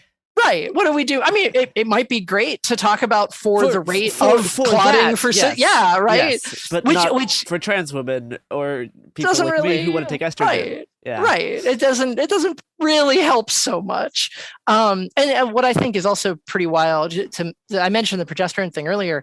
A lot of that controversy comes from the fact that the original studies on whether or not it could be beneficial were done with medroxyprogesterone, a synthetic progesterone that has a really nasty side effect profile in a lot of different ways. And now that we have micronized progesterone, where the evidence suggests that not only is it safe, it actually makes estrogen safer. And now they're like, no, we can't give that. That's just crazy talk. I will say, I have heard from people with more experience taking hormones than me that progesterone does make you way too horny. So just a heads up for side effects. Hashtag can confirm. But but progesterone can have a lot of other really beneficial side effects. It can really increase the fat deposition to various places. It can help with your mood. It can help with your sleep. It actually reduced the period symptoms that I was having because there's surprise, people on estrogen can also have periods. Yep. And because your body, again, knows what it's doing. It's going to modulate it through the E1, E2, E3 pathway, like throughout the month in a cyclical fashion. And you can get bloating and cramps. And I had really bad morning sickness, like for 3 days, every 28 days for months, until eventually I started micronized progesterone and those symptoms alleviated, which makes a kind of sense if you know that progesterone only birth control reduces periods. So like there's a lot of precedent. It makes a lot of like sense that it would work. God, I need to tell you, have you ever heard of the Powers method of No. Oh, Garrison, I am so excited to introduce you to this person. Like, Dr. Powers is a fascinating grifter in the trans healthcare space because he's a physician who like has made it his duty to make sure that trans people, especially trans women, he actually doesn't like really have anything to say about trans men because the therapy is so like easy to do, that he has wild postulation as to like better ways to give hormones. And he has things where it's like, well, you don't need anti-androgens, you just give really high levels of injectable estrogen, which like, I mean, that'll probably work because it turns work for some people, but yeah. Yeah, but also estrogen's like really safe. And so like you can give it to an unbelievably high level. It's not really going to speed things up exactly. Like it will maybe a little bit, but not that much. And any of the side effects you might experience, which could also come from the excipients, the non-active elements of it, like you can be allergic to those. If you have a really high dose, it could be a real problem. But the big thing for him is he pushes that micronized progesterone is not only necessary and good, especially for breast size, you should also stick the oral capsules in your butt. We are officially boofing estrogen now. Yes. Okay, well, I'm switching back to pills. This sounds very exciting. Well, oh my gosh. So the idea is, his line is that the oral capsules, you only get a tiny fraction of the total progesterone, and you get a lot more if you stick it up. You get the whole dose if you stick it up your butt, which, like, if you know literally anything about pharmacology, is both right and entirely insane, because anything that you take orally, there's a bioavailable like level of it. Like, so oral micronized progesterone has a bioequivalence of, I think, like 2 or 3%, which is why when you take like 100 milligram capsule, you get like a certain blood level. If you take it rectally, it's like a 12%. It's still not the whole thing, which is why the micronized progesterone rectal suppositories are 25 milligrams to give you the same exposure. So it's 4 times the systemic absorption, which means that if you are boofing a micronized progesterone capsule, you are getting 3 to 4 times the dose that you should be getting. And I pulled, because I get into fights with people all the time about this, I pulled the original FDA filing for micronized progesterone, and they suggested that 300 milligrams is basically getting to what like a cisgender person's maximum progesterone levels would be, meaning that if you're boofing 1 or 2, as some of his regimen suggests, like, you might be essentially overdosing on progesterone for no reason. Like, there's no real reason to do that, and it is just crazy. When I started this call today, I did not think we would get to boofing progesterone. It is a weird, like a weirdly large part of my Twitter interactions have been fighting people to stop boofing progesterone. So I needed to say it. Unfortunately, you just exposed this idea to millions of more people. No, well, no, I'm saying don't do it. Well, and so, but you know that's not how that works. I do know that's not how that works. But I mean, I tell you, if your friend Robert Evans were here, I could pitch a hole behind the bastards on this Dr. Powers guy. He sounds fascinating. He has a subreddit, like all good physicians do. I love when my doctor has a subreddit. And my favorite post, other than recently, he's been pushing this like miracle hair tonic that he made, which is like, come on, buddy, like, really? Like now it's just obvious. He calls it tonic. Yep. The verb, he might call it, he might even call it an elixir, which is very funny. Boy. But come on for my magical hair tonic. Exactly. And it's so funny because one of the components of it, I think, is finasteride. Like I looked at and I'm like, yes, that is something for male pattern baldness. It will probably work. Congratulations. You just remade Rogaine. But the single post that I feel like perfectly encapsulates this guy's mentality is there's this big post that went around through like cisgender, like kind of like centrist spaces, that every trans person I saw was just like, excuse me, what the fuck? Where this guy was secretly microdosing injectable estrogen that he prescribed himself, which sounds kind of illegal, not gonna lie, and messed up the dose by 1,000%, by a times 1,000. Wait. Yeah. And like I can give you the link. I know exactly where it is. I can give you the link if you wanted to read this. It is buck wild. But the thing is, he goes on to describe this like acute dysphoric episode that he had from one high dose of subcutaneous estrogen, a thing that is not physiologically possible and completely insane. But he was like, but I understand the pain that trans women go through because I fucked up a dose where I was secretly taking estrogen to make my face look younger. So I understand your pain and have so much empathy for the trans women that I am trying to save. Boy. It is so frustrating to me how many people give him like credence, give him credit. Because he has claims like, apply progesterone cream to the smaller breast to even them out. And it's like, okay, my dude, have you ever met like people with breasts? One is larger than the other. That's how breasts work. And it's like, well, what's your evidence for that? Well, I had 2 people who did it and they said it worked. Okay, cool. Do you have those reports? No. They got burned up in a house fire and it's very sad. And I can't give you that data. Does he actually say that?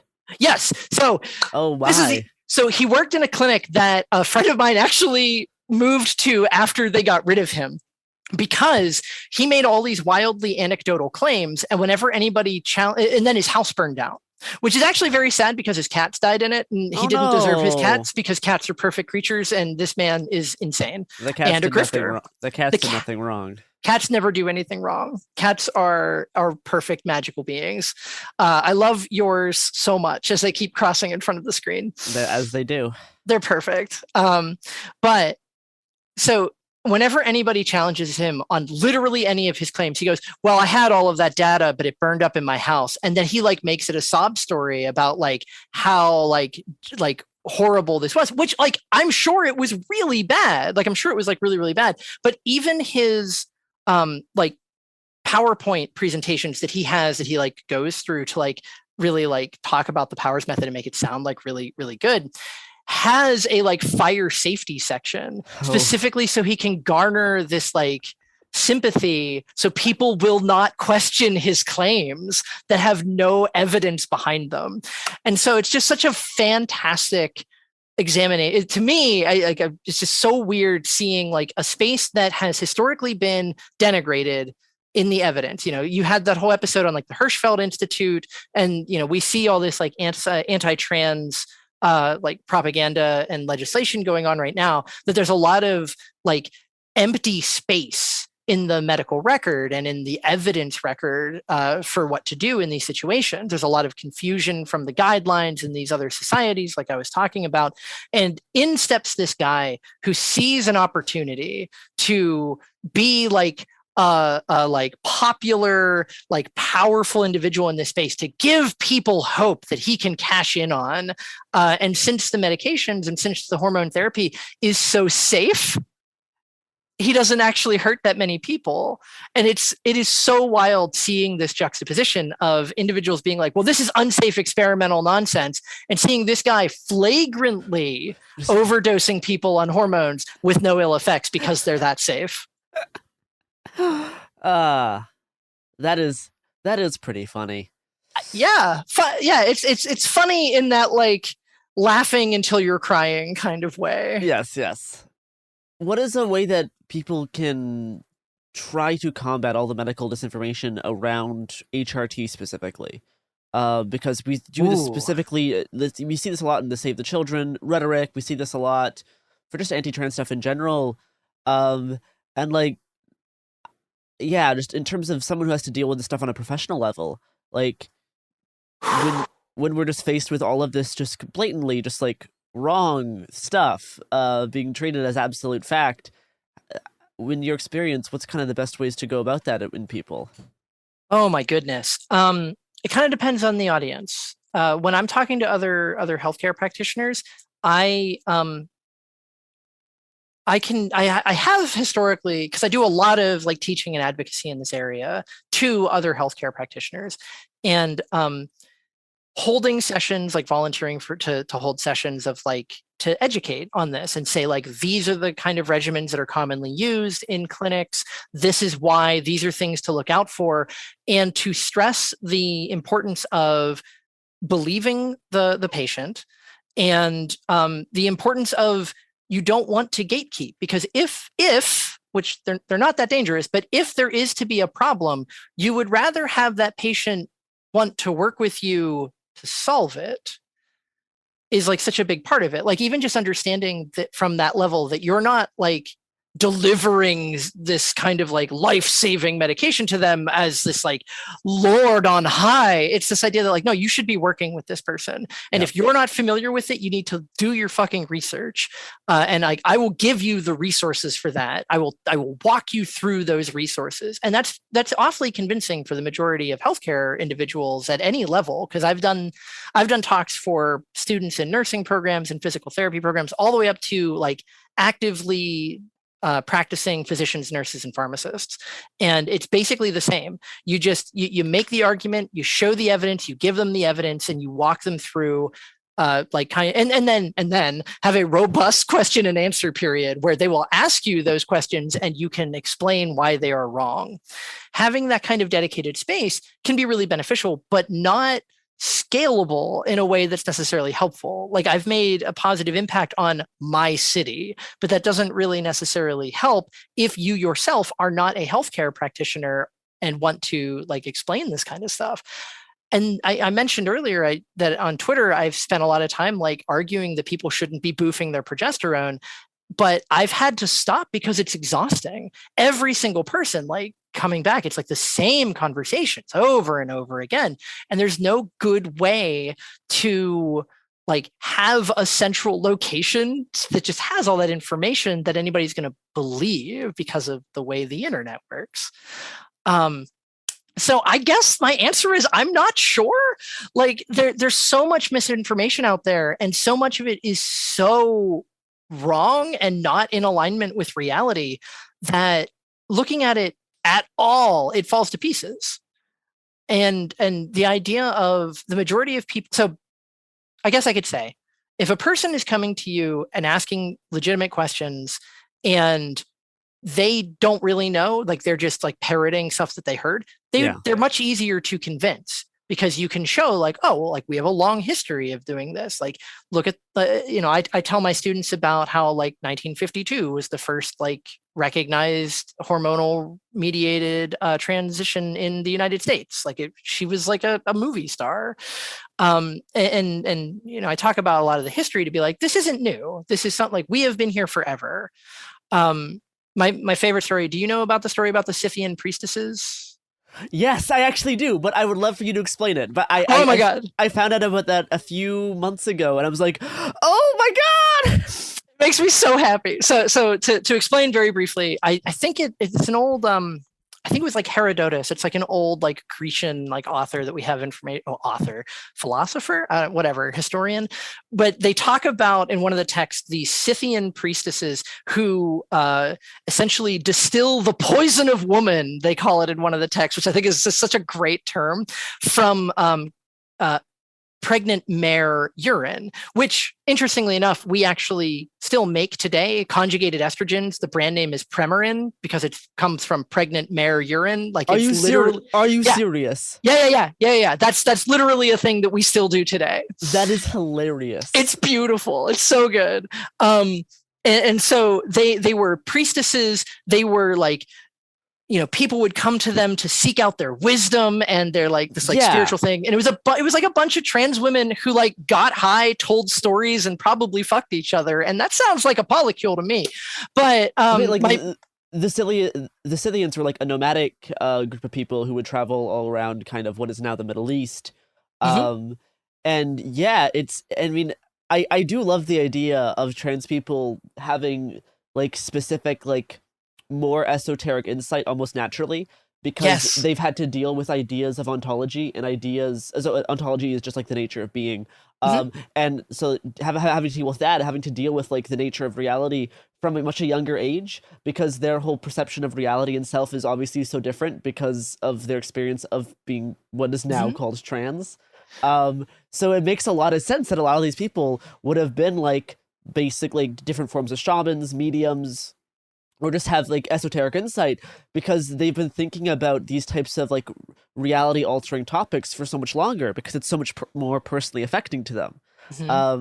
When I specifically read about the Scythian priestesses, I'm like, oh my, they're just like doing the thing. They're just doing the thing. It turns out we've been doing this forever. My favorite account is one of the reasons they commanded respect of the like masculine leaders that would come to get information was because they were all terrified that they would inflict the poison of women onto them. It does spread, by the way. It is. It's highly contagious. Actually, it is contagious. But the idea that like there was like some of the respect was from like this fear of being force-femmed is hilarious from like this early BC. The primordial fear of being fear. I was going to say, Garrison, you mentioning like ontology. My original degree was in psychology and philosophy. So like, let's go, baby. We can go deep on some of this stuff. Oh, I'm sure. I'm sure we could talk about mysticism and magic and gender for a long, long time. Oh my God. That'd be a whole nother podcast. As those are big areas of interest.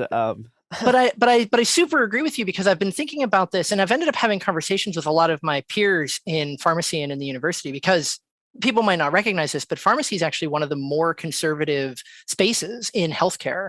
Like my school had a dress code for the students until 2 years ago when I fought hard enough to get it removed. Like, it was wild.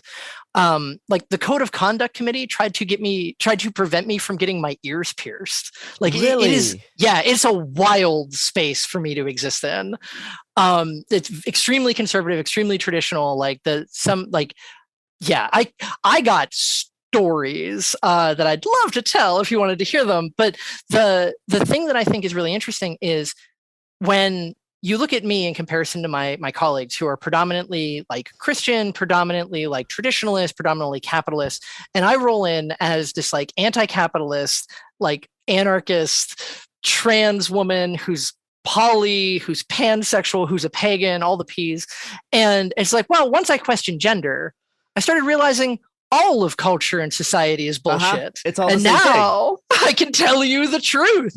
Come to me for the truth of reality. No, I mean, it even makes sense in terms of like, why did two trans women make The Matrix? You're like, yeah, no, it's like it is the same thing as your entire nature and basis of reality was severely questioned. So you're trying to understand these feelings. And for, in modern days, we have like stuff like simulation theory, we have the Matrix, and then, but before then, it would have been taken out in like spiritualism and religion and, the different levels of reality on like the whole like mystic side of things, as opposed to like the more sci-fi side of things.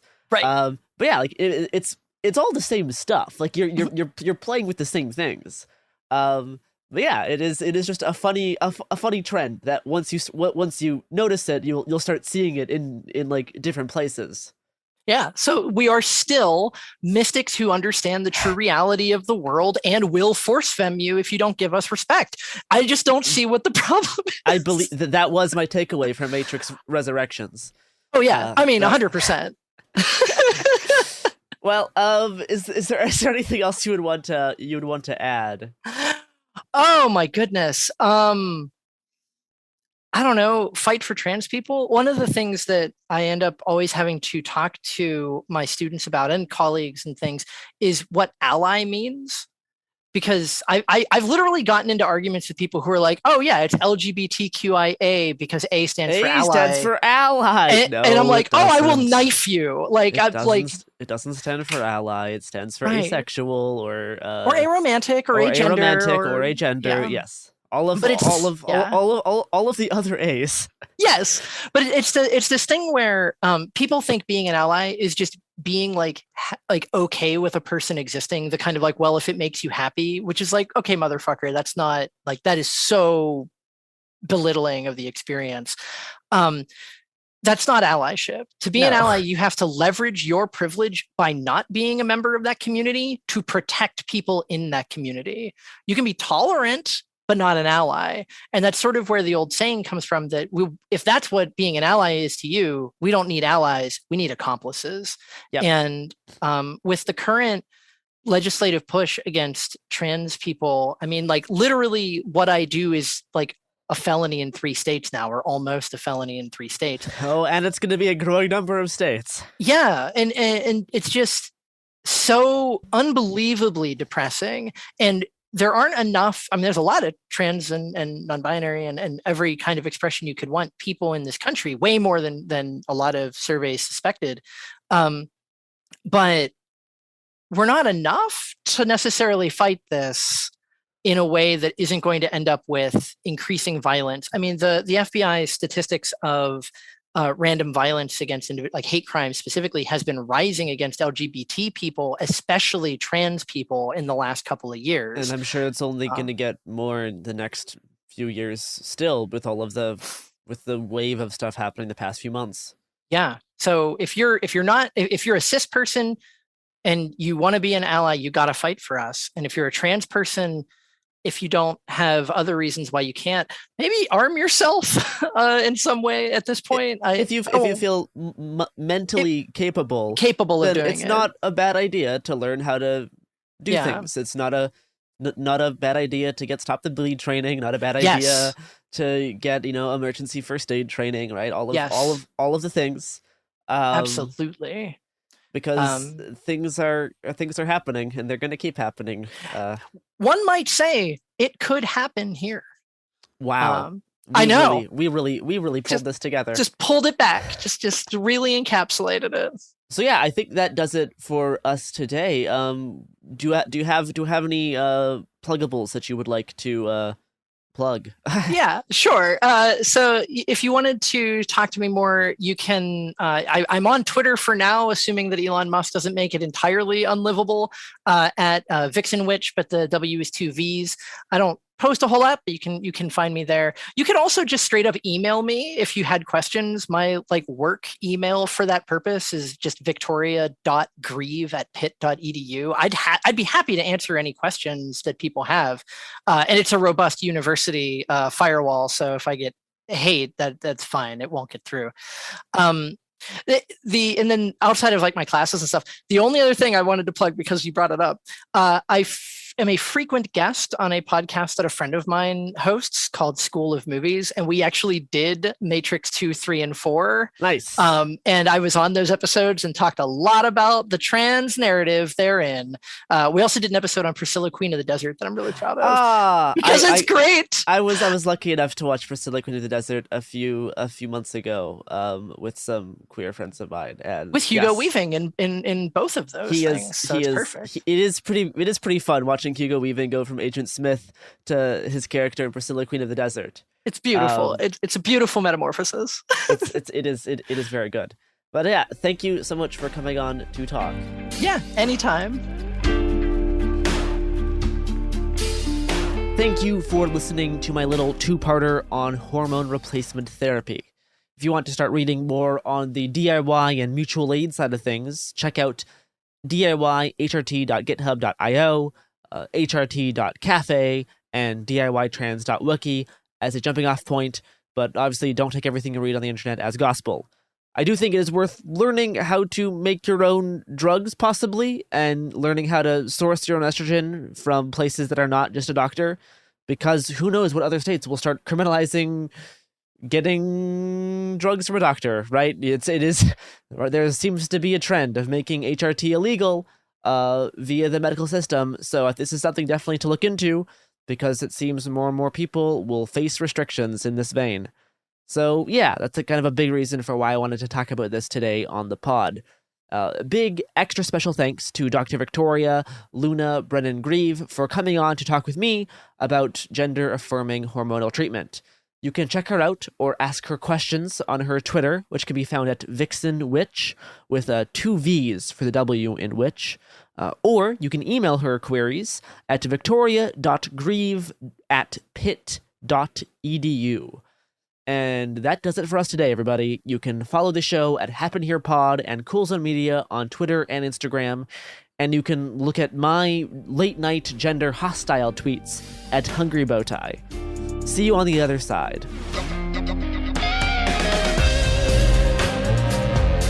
Hey, we'll be back Monday with more episodes every week from now until the heat death of the universe. It Could Happen Here is a production of Cool Zone Media. For more podcasts from Cool Zone Media, visit our website, coolzonemedia.com, or check us out on the iHeartRadio app, Apple Podcasts, or wherever you listen to podcasts.